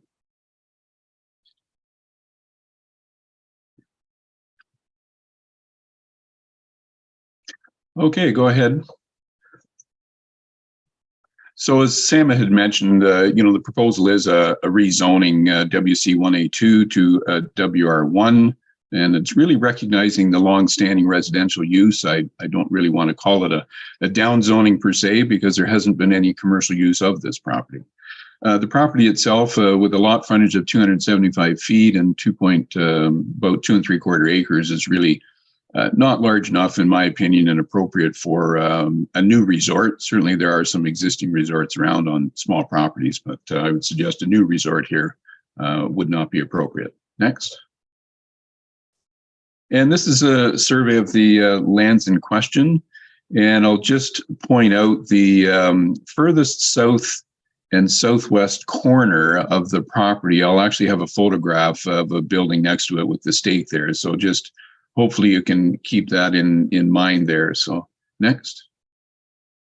And this is just what shows up on the property identification map in the registry office. Next.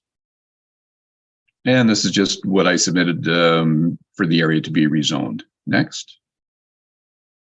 So this is the existing dwelling on the property as seen from the rear. It's about 1,800 square feet, so it's fairly modest. Next. And this is just a side view of the dwelling. Next. And this is taken from near the shoreline on a deck, and it is sloped certainly down to the shoreline, but overall, the property is a little bit of slope back by Foreman Road, but generally speaking, it's a fairly level property. Next.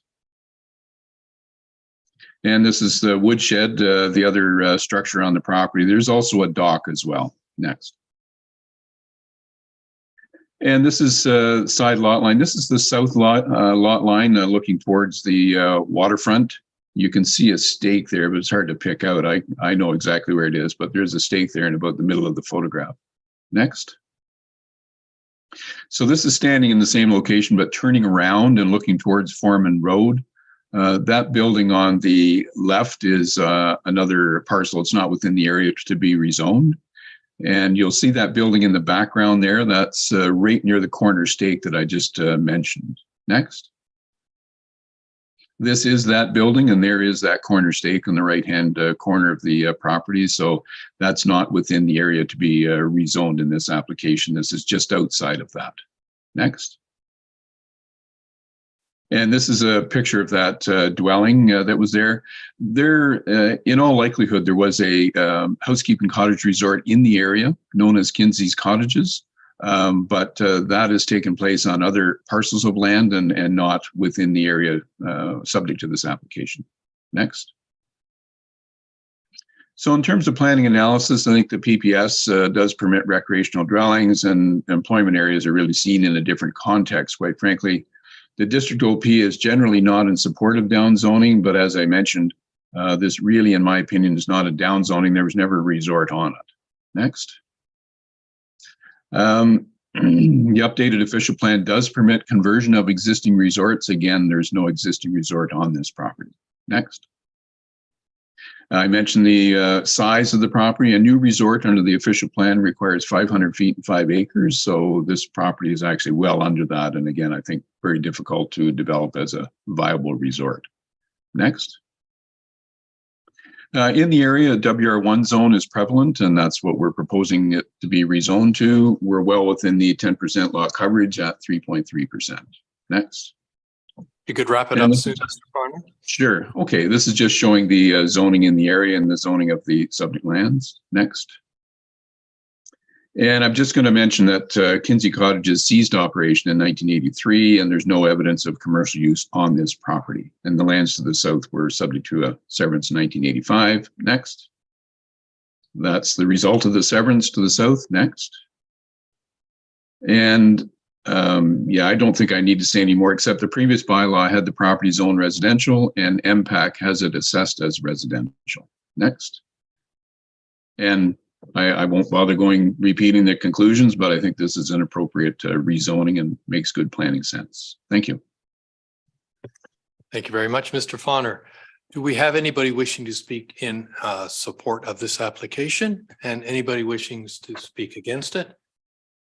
And let me turn over to committee for any questions of either the applicant's agent or our planner. None. All right. So on average, we're going to be doing all right on the length of bylaws because this one is really short. Don't jinx it. Yeah. Be it resolved, the planning committee recommended to township council that zoning bylaw amendment ZBA 0323 bylaw 2023-14 be approved. All those in favor?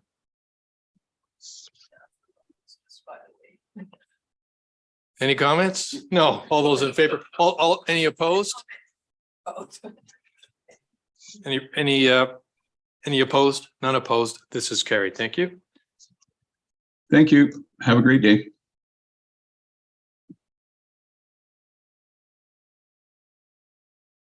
So our next item is to discuss the administrative monetary policy penalty system, and our chief bylaw officer, Mr. Kennedy, will be presenting to us.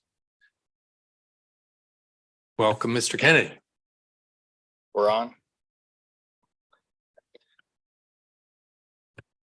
Gord, if you got a question or a point, please go ahead. Yes, I do, Chair. So are we going to listen to the complete presentation and ask questions at the end, or do we ask questions during the presentation? We do have a delegation of 11. Yeah, this one has a delegation. I think we'd like to hear the presentation and then we can discuss it at the end. Yes, thank you.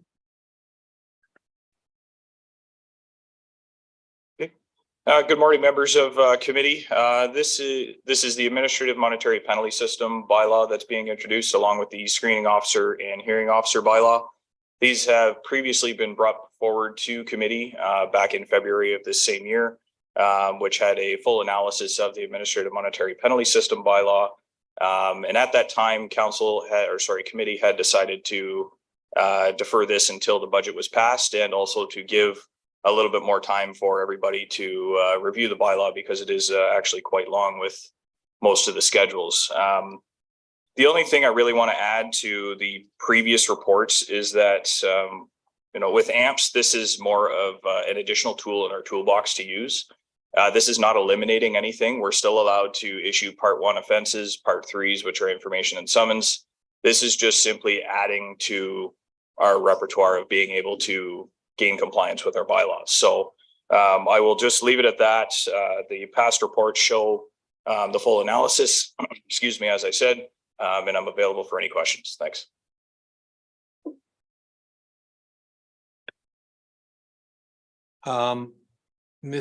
Should we bring in Miss Brown now?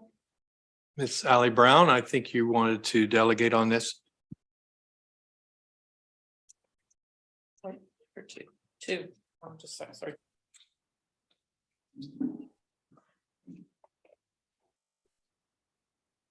Hello, committee. Can you hear me? Yes, we can. Good morning, Miss Brown. You have 2 minutes, please. Good morning. Thank you. Allie Brown, 3864 Highway 118, Port Carling. We would like to start off by asking for more time for the public, your constituents, to process this proposed bylaw fully before 3 readings are given. The public needs time to understand this new penalty system and how the bylaw would be used and implemented within the township. There has not been adequate time to decipher this proposed administrative monetary penalty system bylaw, as it was just posted with the agenda a week ago today, right before the holiday weekend. Feedback from the public and taxpayers needs to be allowed. This is a huge deal, and more time and public involvement are needed for a topic of this magnitude.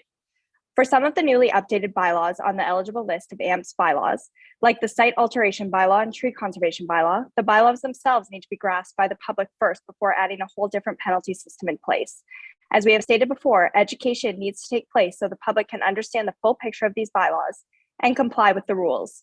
We do agree that for some simple cases like parking and dog control offenses, this penalty process would speed up the end result.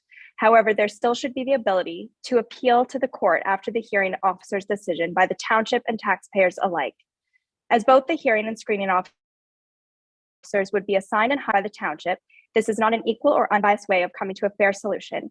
It would appear as a conflict of interest that the municipality appoints these officers and pays them, and they are expected to be fair to the other party being questioned over a violation.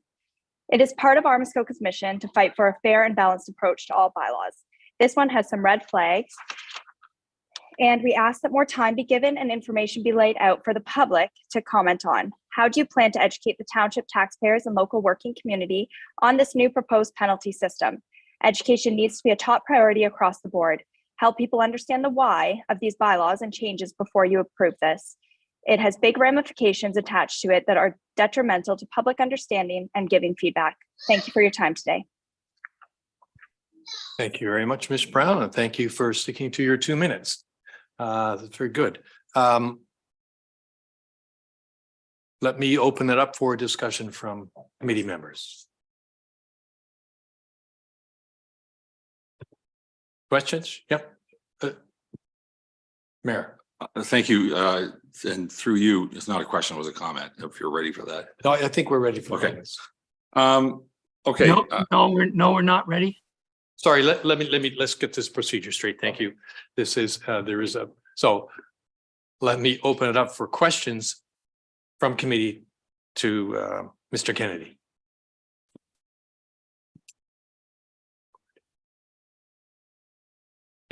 Mr. Roberts, Councillor Roberts, please. Thank you. I have 3 questions to Mr. Kennedy or staff. What I want to know is, and it's talked about, not really clear, but what is the estimated annual cost for the township hearing officer? That's my first question. Through the chair, we did do a previous number of 15,000 per year. We aren't necessarily sure, but I would safely say that it's going to be, that would be on the very, very high end for hearing officer. But we have shown in a previous report that it is, we projected to be around 15,000. A follow-up question, Chair? Yes, please. Yep. How will the township educate constituents, taxpayers, local working community, and public on administrative monitor system? What are your plans? Mr. Kennedy?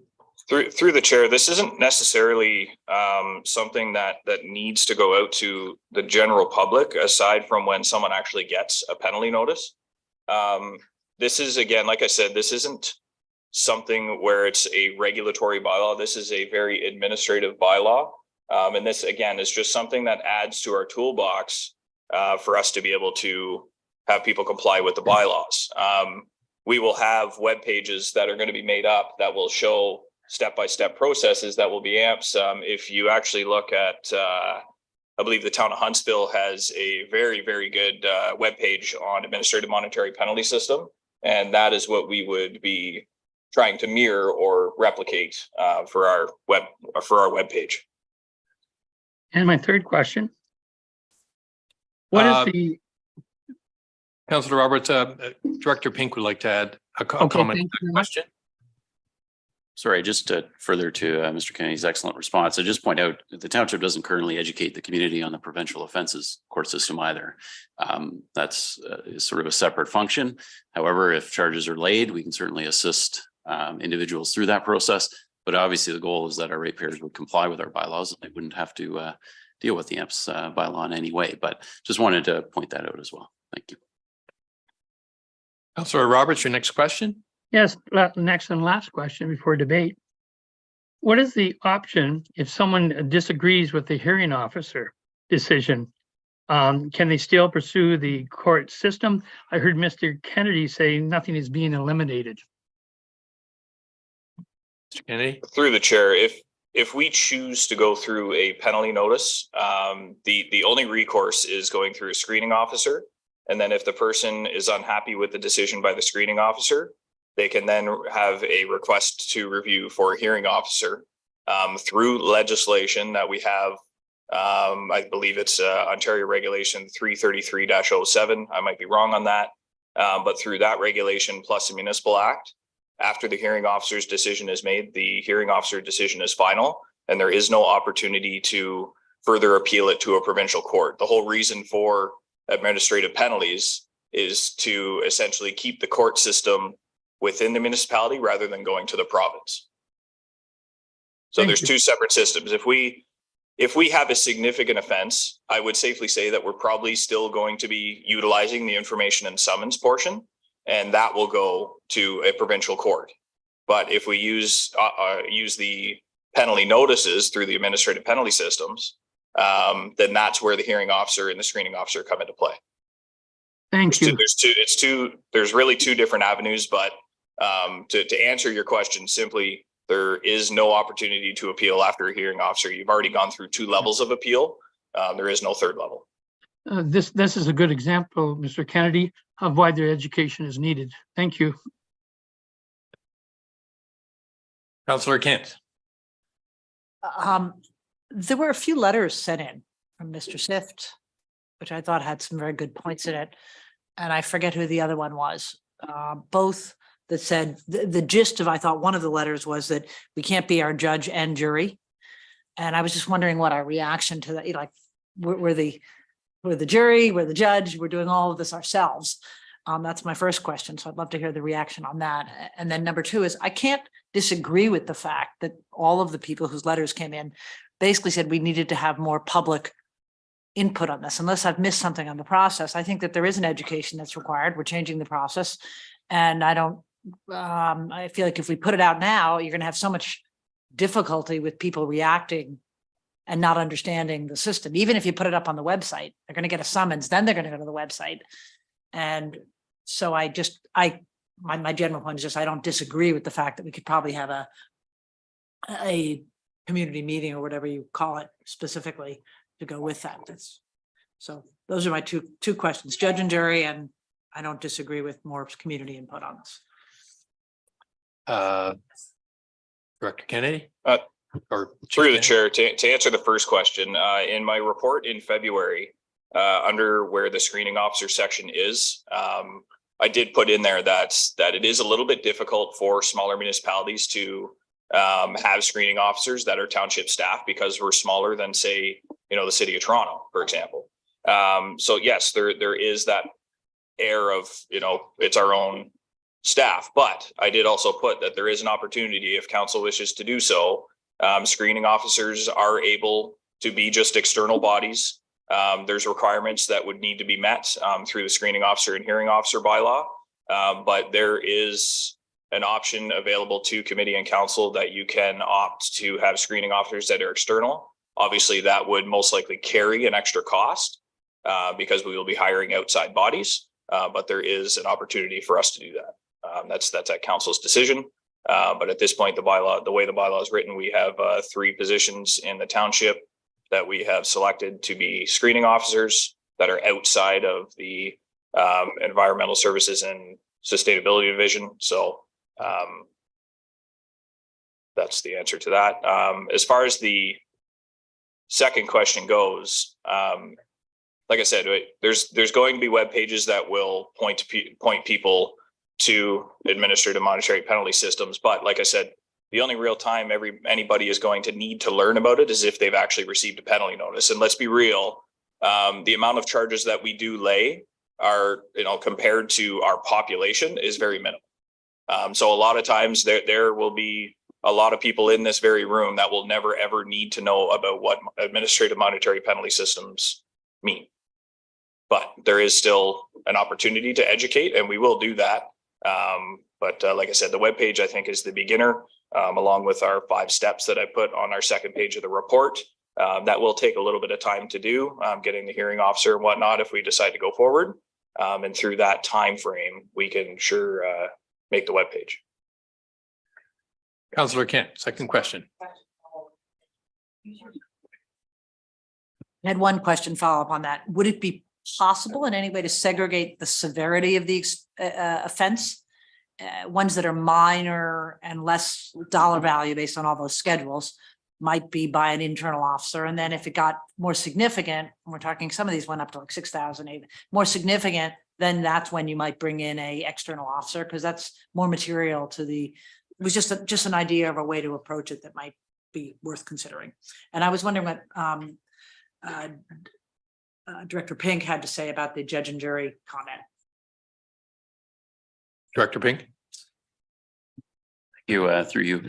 With respect to the judge and jury, I think Mr. Kennedy answered that. There is an ability to appoint someone external at the screening level as well. And keep in mind, the hearing officer is an external body as well. I do appreciate the perception, though, it is hired by the municipality. So there is that potential. However, that is what it is.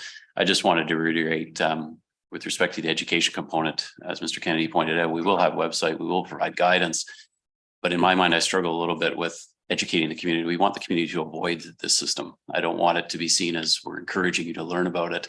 We don't want you to go through it. We want you to comply with our bylaws.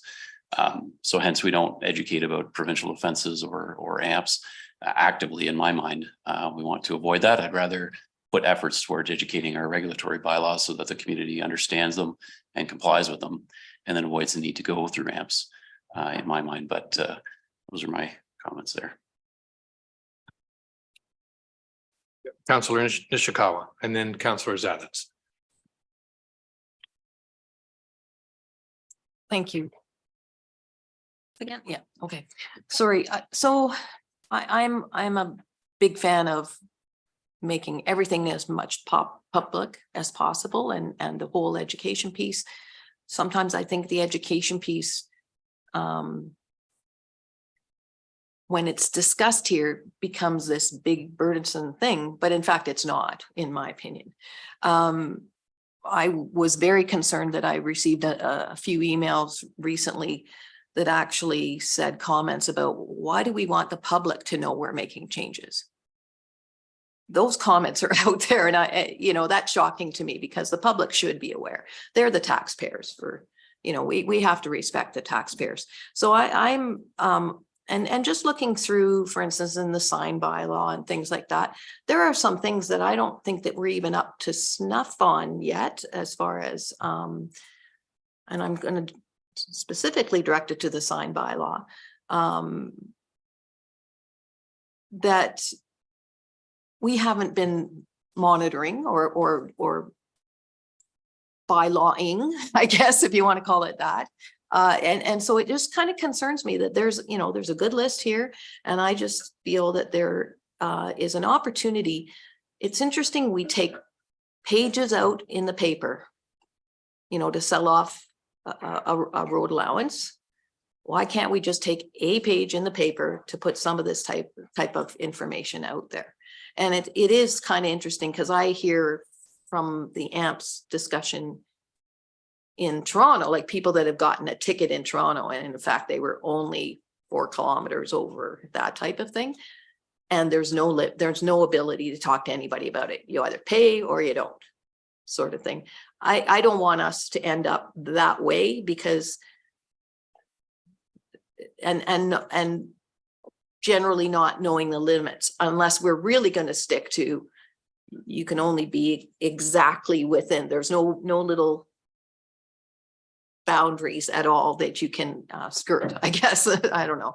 I'm just concerned that we do need to put something out there.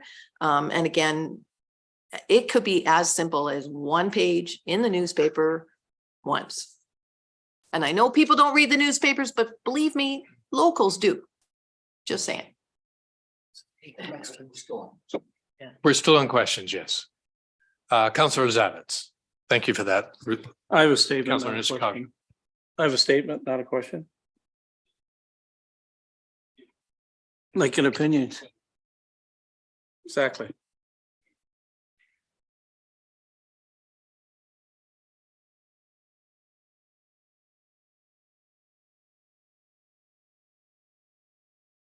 Director Pink, sorry.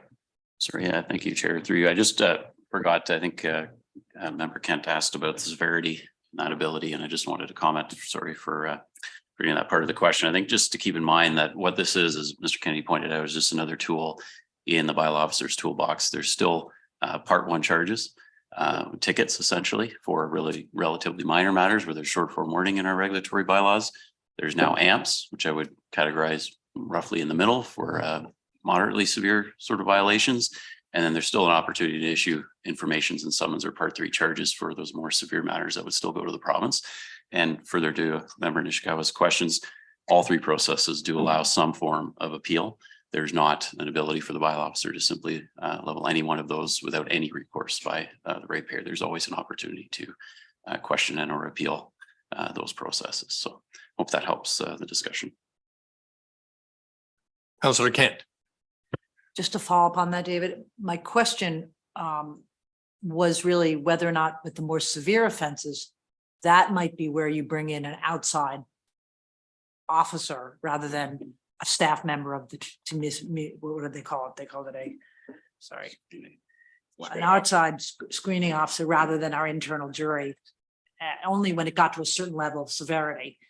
And there wouldn't be very many of those, I hope. Just to keep it fair from an external perspective, make it appear fair. Chief Kennedy, if you could answer that.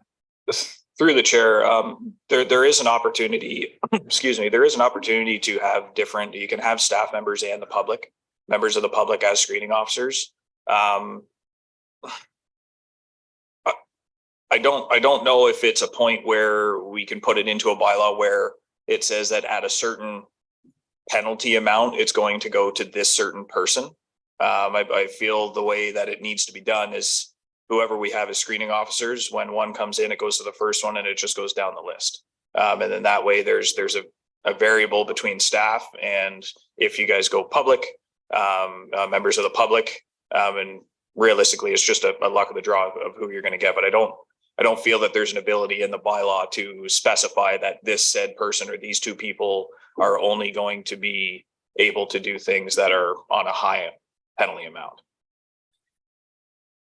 That would more or less be like for, if they didn't like the decision of the screening officer, they obviously have the appeal mechanism to the hearing officer, who is an outside body. CAO Hammond, could you have some comments? Thanks, Mr. Chair. I appreciate the opportunity to speak, and good morning, members of the committee. So my understanding is, and Mr. Kennedy or Mr. Pink can correct me if I'm wrong, but my understanding is this function of the screening officer is to determine whether or not it goes to the hearing officer. So that being the case, they're going to refer matters that are appropriate for the hearing officer to hear, and akin to delegation of authority with staff, where we clearly don't have authority, we're coming to you. And where there's some doubt with respect to our authority or the realm of authority, we're coming to you. I suspect that would be probably similar in this scenario. So it's a matter of screening things, going to the hearing officer. Any further questions? Let me read the resolution then.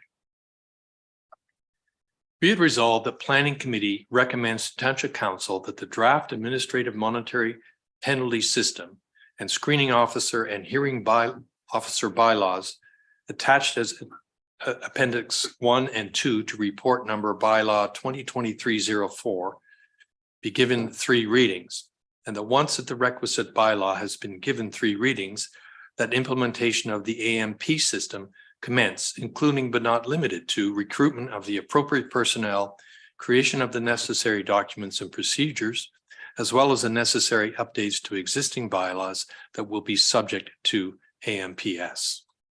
So let me open it up for discussion. Councillor Zatz. Thank you, through you. And I recall being involved in this discussion for quite some time, and we did have a lot of public reaction to the concern about bylaw enforcement and the need for more of it. And that's what this sort of prompted. In fact, it was Mr. Kennedy who brought it up one day, that he was aware of it from where else he had worked in the past. And I think over a period of time, he's fashioned to where this is today, where I'm totally supportive of it. I understand the public. I hear the public. I read the public's words. They're concerned, but this is really almost as benign as painting our trucks a different color. This should change nothing. If you're building a 10 by 10 fire, you know, whether it's this one or that one, you're during the day, you're going to get, that's a bylaw infraction. All we're going to do is exercise the rights of the township to protect our own citizens. So to my mind, I'm concerned that people think it needs more time. I do believe it needs the time it'll take to get it in motion, and then let's test it and see how it works for 6 months. But this isn't some sort of authoritarian move to ratchet this township down. I think the people that aren't affected won't be affected. They're not speeding. They're not doing all the different things that will attract the attention to get that ticket. So I'm totally in support of it. Thank you. Mayor Kelly. Thank you, and through you, and I'm going to echo a little bit of what Councillor Zabit said. I mean, I'm going to question, I'm not looking for an answer, it's rhetorical. Does anybody here know what happens next if you walk outside and find a ticket under your windshield wiper?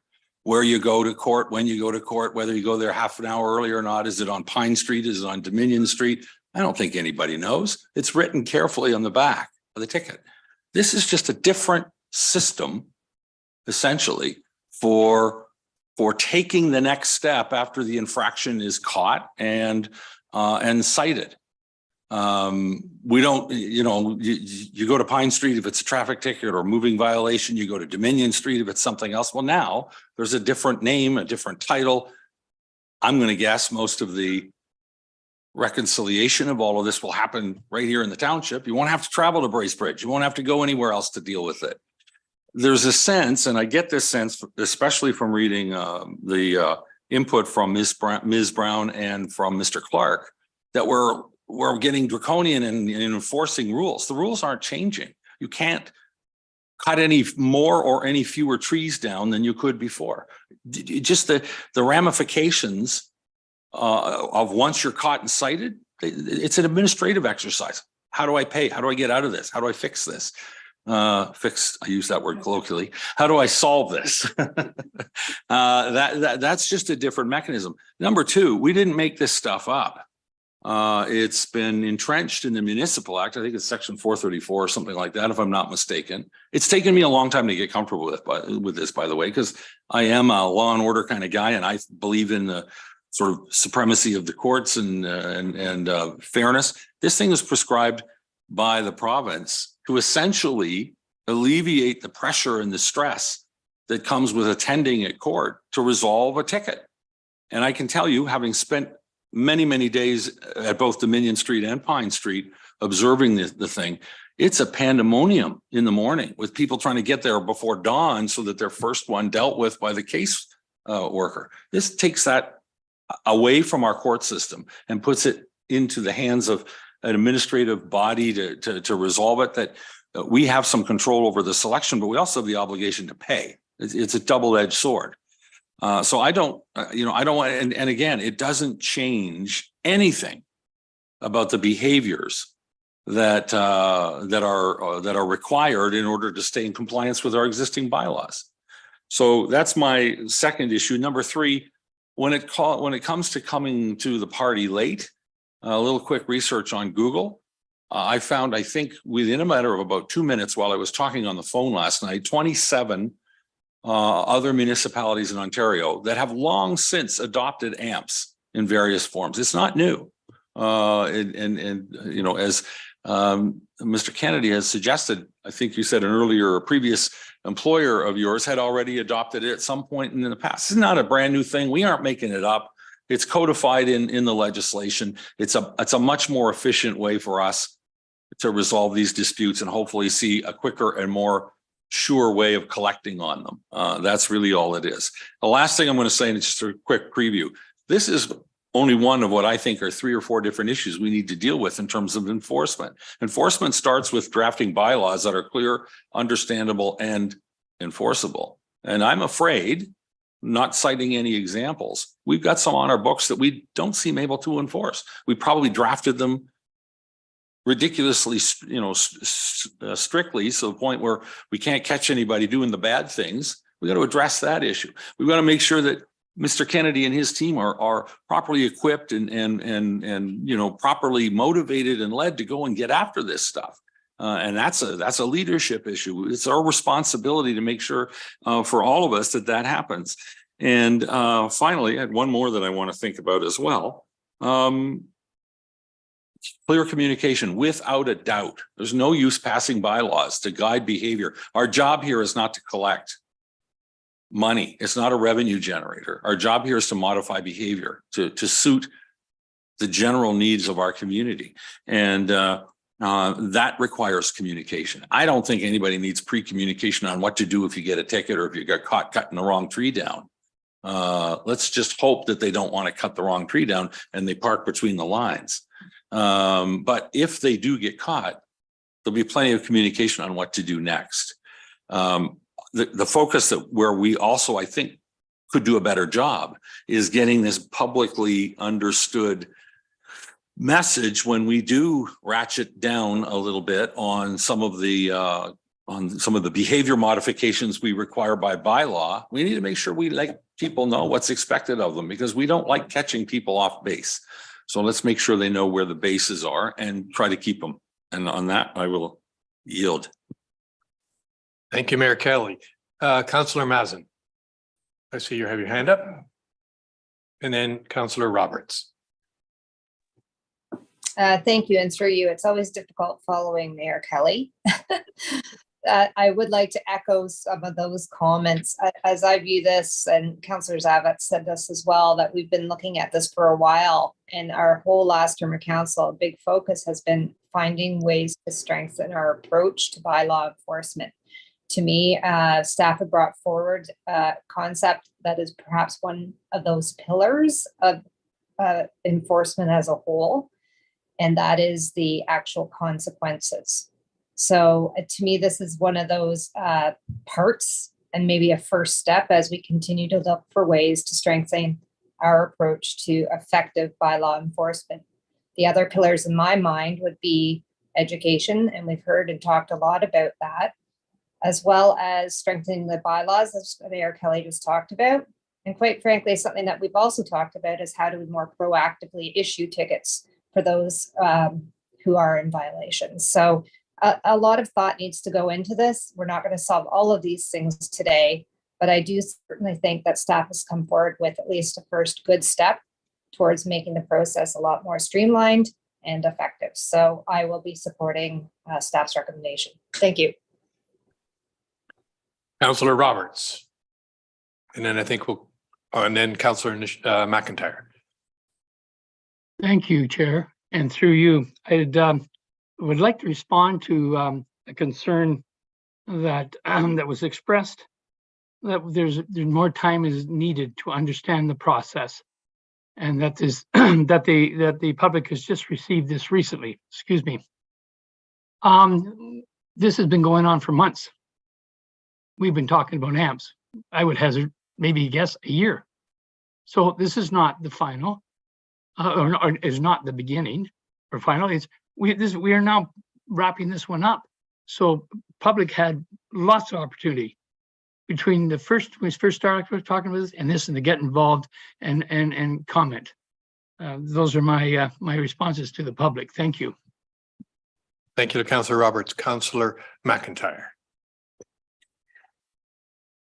Okay, when I was practicing law, one of my general rules was always rattle before you strike. And this is basically the way I feel about this bylaw. I would say if I look at the general population or the ones that I talk to, I don't think anybody has really known that much about bylaw enforcement, because I don't think that bylaw enforcement has really been active in a lot of our lives for a long time. The second issue I have is that there are penalties there that are really quite hefty. For example, if I park on the wrong place in Toronto, I get a ticket of $45, $60 or something. If I park on a highway, I think it was $100. And so I think the public needs to know that there are changes, and the changes are there's going to be bylaw enforcement on a regular basis. There are hefty fines, and there's now a procedure, and you need to know that these changes are happening. Those are my comments. Thank you. One more call for comments, and then we will call the vote. No more comments. Let me call the vote. All those in favor? Anybody opposed? Okay, that is carried.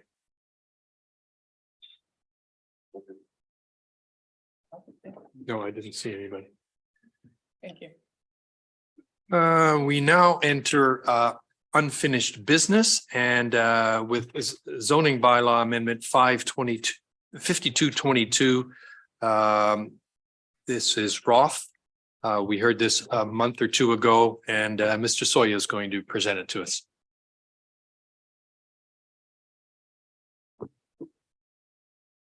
Thank you, Chair Rosenworth. This next application is ZBA 5222 in the name of Roff, and the subject property is located at 1529 Acton Island Road, unit number 12, with frontage on Lake Muskoka. And committee will recall this application from the committee meeting on February 16th of this year.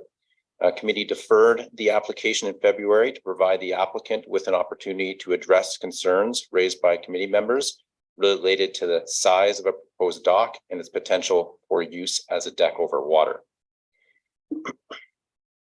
With a lot frontage of 313 feet on Lake Muskoka, a dock width of 75 feet is permitted as of right, and the existing docks make full use of this permission and have a combined width of 75 feet. However, I should note that they are currently not all existing. Work is being done to repair the docks, and the dock that is labeled on the sketches as a swim dock was recently demolished in accordance with an issued demolition permit with the intent of it being rebuilt. And the original proposal presented in February involved the reconstruction of the former swim dock area and also the filling in of the 10.3 foot gap between these docks, resulting in a total proposed dock width of 85.5 feet. That was the previously proposed. The applicants have since submitted a revised proposal and have requested that the application return to committee. And figures 1 and 2 of the staff report found on pages 313 and 314 of today's agenda package show the initial proposal compared to the revised proposal. This revised dock design is similar to the original, but it involves a 3 foot width reduction compared to the original proposal. And for comparison purposes, the applicant has also provided an additional sketch to show the potential as of right additions to the length of the existing docks that could be applied for. And this is to demonstrate that the proposal would result in a dock total dock area that is less than the dock area that could be constructed as of right. And that square footage would be situated further out into the lake. This comparison sketch is included in the agenda on page 317, and I believe the applicant's agent is here today also to speak to it. In addition to reducing the proposed dock width and to provide assurances that increases in dock length will not be permitted in the future, the applicants have proposed that the maximum permitted length of docks be restricted to the existing 51 feet. And this suggested dock length restriction could be imposed through a minor amendment to bylaw 2022-175. In response to the circulation of the application back in February, the District of Muskoka and the Township's Development Services Division and the Public Works Department, also Emergency Services, had advised they have no concerns with the application, and there have been no submissions from members of the public at that time or since then, and have not been any additional submissions received. Staff have prepared an additional planning report for committee's consideration that provides a description and analysis of the revised proposal And staff have recommended that the bylaw be approved, subject to the following minor amendments. Firstly, that a maximum cumulative width of 82.5 feet be approved instead of 85.5 feet as originally applied for. And that the maximum permitted dock length be restricted to 51 feet. And that schedule to be replaced with the revised site sketch. I have no further comments at this time, but would be happy to answer any questions. Thank you. Thank you, Mr. Soy. I see the applicant's agent, Mr. Hungerford. Please proceed. Thank you, Mr. Chairman, and good morning again, Mr. Chairman and members of the committee and staff. Again, my name is Peter Hungerford, a senior planner with Marie Poirier Planning and Associates, and our address is 44 King William Street, Huntsville, Ontario. We're appearing again this morning on behalf of our client, Ian and Christy Roth, who own the property, as was mentioned at 1529 Acton Island Road, Unit 12. And we appreciated the previous decision of the committee to defer its consideration of the application. This has permitted us an opportunity to work with township staff and to devise an amended proposal that we hope will have addressed the committee concerns.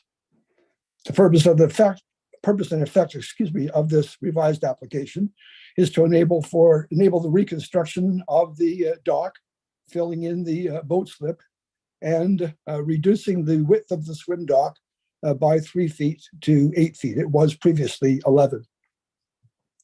A number of sketches we prepared and provided to staff, and some of those have been included in your package. And I would just want to point out for the committee's attention, figure 3 in the staff report, which depicts the previous docks, because they are, as noted, under reconstruction at the moment, showing the boathouse dock, the boat slip that we would like to have filled in, and the swim dock with its width reduction from 11 feet to 8 feet. In looking at how we might be able to reduce the width of the swim dock, we were keenly aware of where the stone steps meet the shoreline dock area, and our client expressing concern that there be a safe area where the steps end, and people not basically falling off the dock into the water. So we've recommended a reduction in the width of the swim dock to take that into account. Additionally, we believe the committee was concerned with the potential for overall dock area, and to portray that, sketch number 4 in the report showed expansions to the docks that are today permitted as of right, which would essentially provide for the boathouse dock, the swim dock, to be extended from 51 feet out to 66 feet. And that is not our client's intention. He does not wish to have that dock on his property. And so as a consequence, we have proposed to the municipality that the zoning on this land, be modified to reduce the maximum permitted length of dock from 66 to 51 feet, which is essentially what's been existing. So on balance, we believe that the revised sketch does respond adequately to the committee's concerns. It does still accommodate the desire of our clients to modify their dock layout. And with that said, we would recommend this revised application to the committee for approval, and would thank you for your consideration. And we'd also like to thank staff for its work with us as we develop this proposal. Thank you. Thank you very much. Do we have anybody else wishing to speak in favor of this application, against this application? Questions from committee members to Mr. Hungerford? Seeing no questions, let me read the resolution. Be it resolved that Planning Committee recommend to Township Council the zoning bylaw amendment ZBA 52/22 bylaw 2022-175 be approved, subject to the following minor amendments: that the maximum permitted cumulative dock width to be limited to 82.5 feet, the maximum permitted dock length be restricted to 51 feet and that Schedule 2 be replaced with the revised site sketch. Any comments or discussion? Seeing none, I'll call for the vote. All those in favor?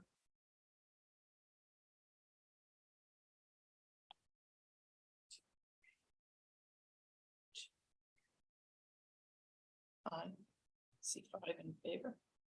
5 in favor. All those opposed? Well, how many we have? We have 10 now, don't we? I see. So I only see 2 opposed, so I'm missing 2 votes. You're being one being yours. So we call that vote again. Who voted in favor of the resolution, please, so we can count? 1, 2, 5, 6. Okay. And then. And those opposed? Yeah. Fair enough. All right. That was carried. Yes.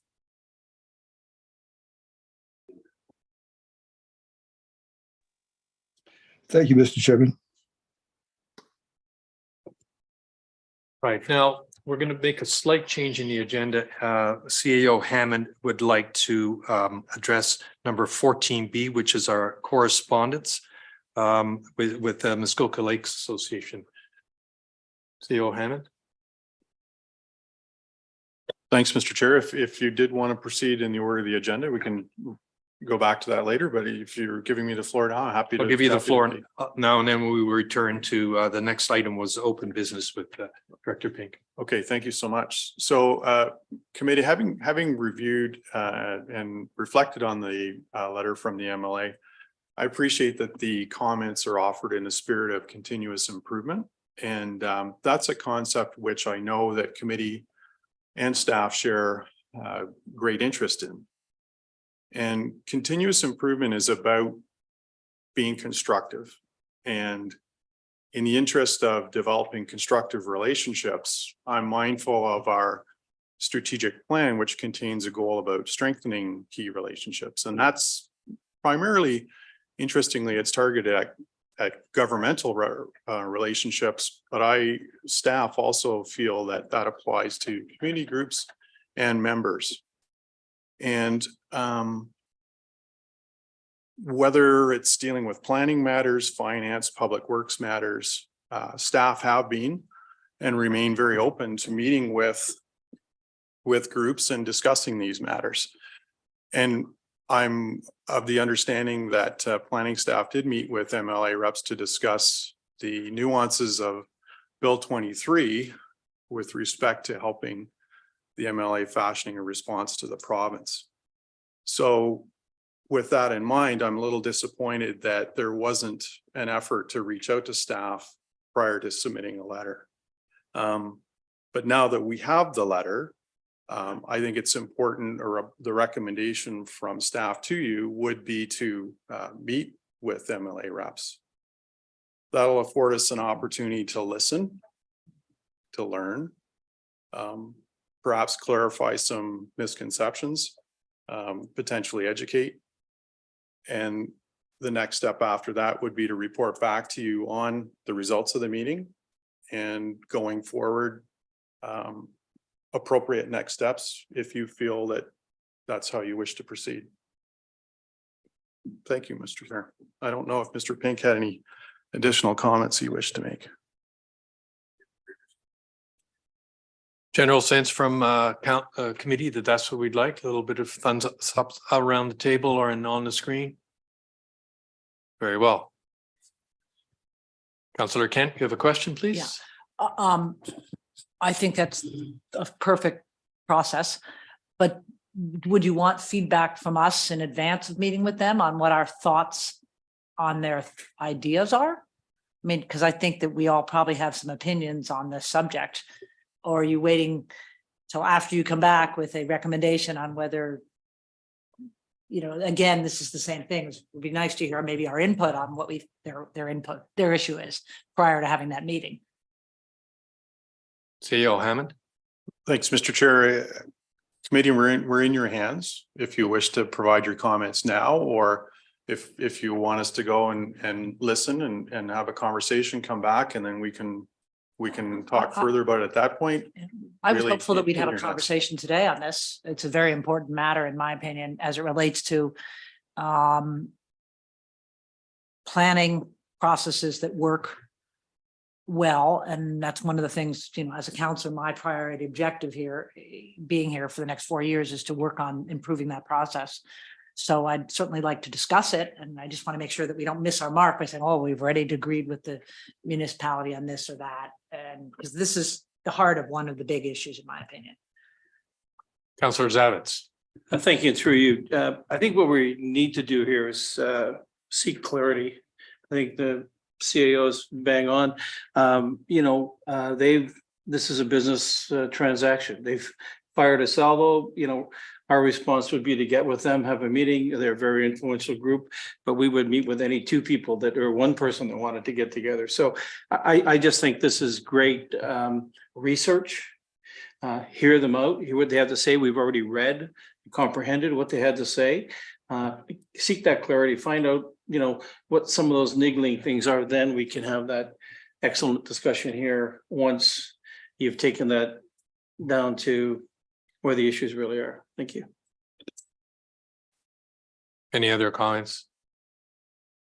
My only edit to that, Councillor Chair, would be that this is not just an MLA concern. I think it's a concern of some of the councillors as well. So to point a finger and say, this is an MLA issue that they brought forward. If I'd been able to put it on the agenda as a new business, I would have probably done that at some point over the next, and I've talked to Mayor Kelly about this. It's a very important issue. So I don't want to blame the MLA for bringing up something that's controversial. I think it's something that councillors would have brought up anyway as a process improvement for discussion. Mayor Kelly. Thank you. Through you, just a quick response in no particular order. I think I heard you suggest that we would come back and find out that we missed our mark. I think you said nothing can change until this body changes it. So whatever happens will be done in a public forum after lots of debate, discussion, and presumably a report from staff. So I'm comfortable by that. The flip side of the coin is if there are real issues that are of concern to any councillor, whether or not they've been raised by one or a group of thousands of constituents, I think we each have the obligation to get them directed to the right person and get the process starting. I don't want to tell you, no, it's not the right time to write the letter. It's always the right time to the extent that something needs to be addressed and the urgency in your mind is it should be dealt with now. We haven't dealt with this particular issue as a body. The first offering came from the MLA. I think the right approach is to sit down, make sure we're all speaking the same language. We all understand the same things. Then we'll have And I'm not trying to inhibit anybody. If you have an issue, get it into whomever is the right person.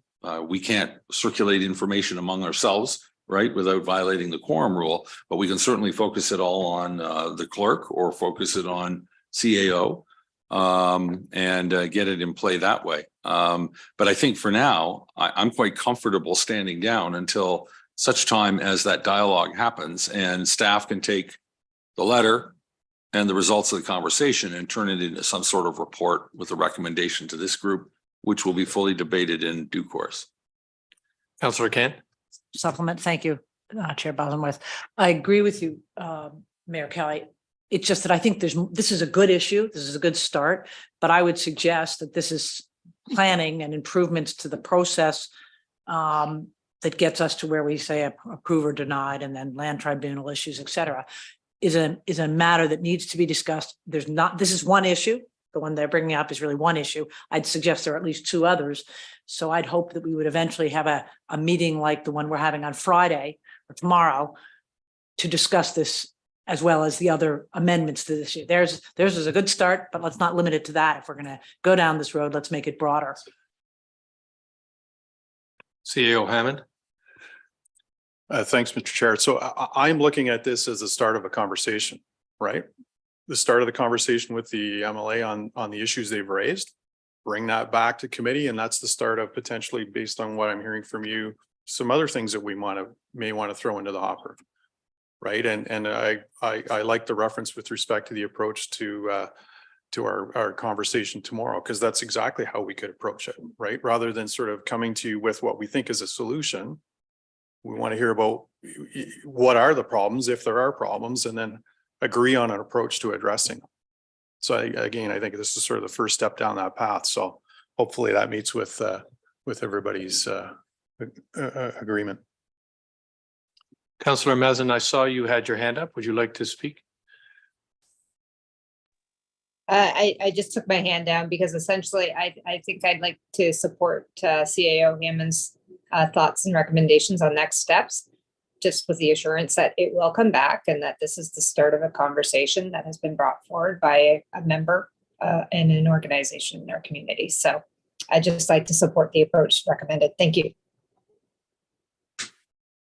Any other comments? Councillor Zavitz. Thank you. Through you, I guess I'd be interested in hearing David's comments. So thank you to the CAO. I mean, this is David's front yard. David, when you read the letter, I wonder if I could just ask, I get the question might be, our system is not broken. They're simply identifying some points that perhaps could refine it, make it better, streamline it. I guess the question they might have is, were you going to do this on your own? I don't think we have a fulsome review of our processes at this point in time. So maybe just for the public that's watching, what was your reaction when you read that letter? Director Pink. Thank you. Through you. I guess what I would say is I fully agree with what the CEO has mentioned is with respect to the approach. Happy to meet with them. A little disappointed they didn't reach out and have this discussion with me first, because in all honesty, I think there's some misunderstandings of some processes in there. But with that said, I think it comes from a good place, continuous improvement of our processes. And I think myself and my team are always looking for ways to improve, streamline, make our processes more efficient. So we're certainly happy to have that discussion with them and look forward to reporting back. No further comments? I'd like to make a comment. I think the MLA has raised some important issues that is front of mind on many of us, including our constituents. And I think the process for them to discuss this with staff, particularly Director Hammond or CEO Hammond, Director Pink, I think that will be very fruitful, and I'm glad these have come to the front. So we'll close that topic on this, and I think CEO Hammond, you have your directions clear. Thank you. We have one item left, and that is some new business, and Director Pink is going to tell us about that. Thank you, Chair. I was requested to put this item on. It's really a discussion item. Obviously, this is somewhat breaking news, so I have not had time this week to really dive in depth, but I wanted, I'm sure committee recalls through Bill 23 late last year, some changes, pretty comprehensive overhaul of the planning system, in particular removal of site plan control across the municipality, unless it's a commercial development or development over 10 residences. The province has now proposed a bill, Bill 97, Helping Homebuyers Protecting Tenants Act. It's in the middle of a commenting period. And one of the proposed amendments to the Planning Act through a future regulation would be to reimpose or allow for site plan approval back at the municipality where development is proposed within 120 meters of the waterfront or within, I believe it's 300 meters of a railway. So I think that's generally good news from my very first glance and review. I'm glad to hear I think the province heard from us and a number of bodies, and I'm happy to report that sounds like they're listening. But there's also a number of other changes through, and again, I haven't had time to dive into it in depth, obviously, this week, but the main changes, I believe, would impact larger municipalities further south. They're amalgamating the Places to Grow Act and merging that with the PPS with some pretty significant changes to that provincial policy statement. So I look forward to diving into that, and I do hope to report back to committee in May, and we can provide some comments to the province on the proposed draft bill. But I'll certainly try my best to answer any questions. But again, I haven't. It just was released as they typically do on the day before the long weekend and the late in the day. And all planners. I think the last thing I would say is our heads are spinning a little bit. I think there's some frustration amongst municipalities. I think my experience, what markets appreciate is some stability and consistency. And I laud some of the province's objectives, but it's been a constant influx of change, and a lot of municipalities are struggling with implementing it. I think we're still struggling with implementing some bills, several bills ago, and they just continue to come. I'd appreciate a break, but we will try to digest this, provide comments to the province, and move forward. So I'll do my best to answer any questions the committee has. Committee, any questions? When does it come into effect? Director Pink?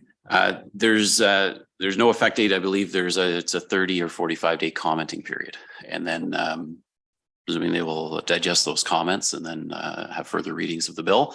Although in the past, the provinces passed the bill in the middle of a commenting period. So you never do know, but it's a 30 day commenting period. I think it's May 6th. So. All right, thank you very much, David. That is it for our agenda today. I have one item left, which is the one we often look forward to. Be it resolved that the planning committee meeting. Oh, yes. Have I been forgetting that all day? Moved by Councillor McIntyre, seconded by Councillor Burry. Be it resolved that the planning committee meeting adjourn at 12:04 p.m. and that the next regular planning committee meeting be held on Thursday, May the 11th, 2023 at 9 a.m. by an electronically and in-person hybrid format from the council chambers municipal offices here in beautiful downtown Port Carling, Ontario. All in favor?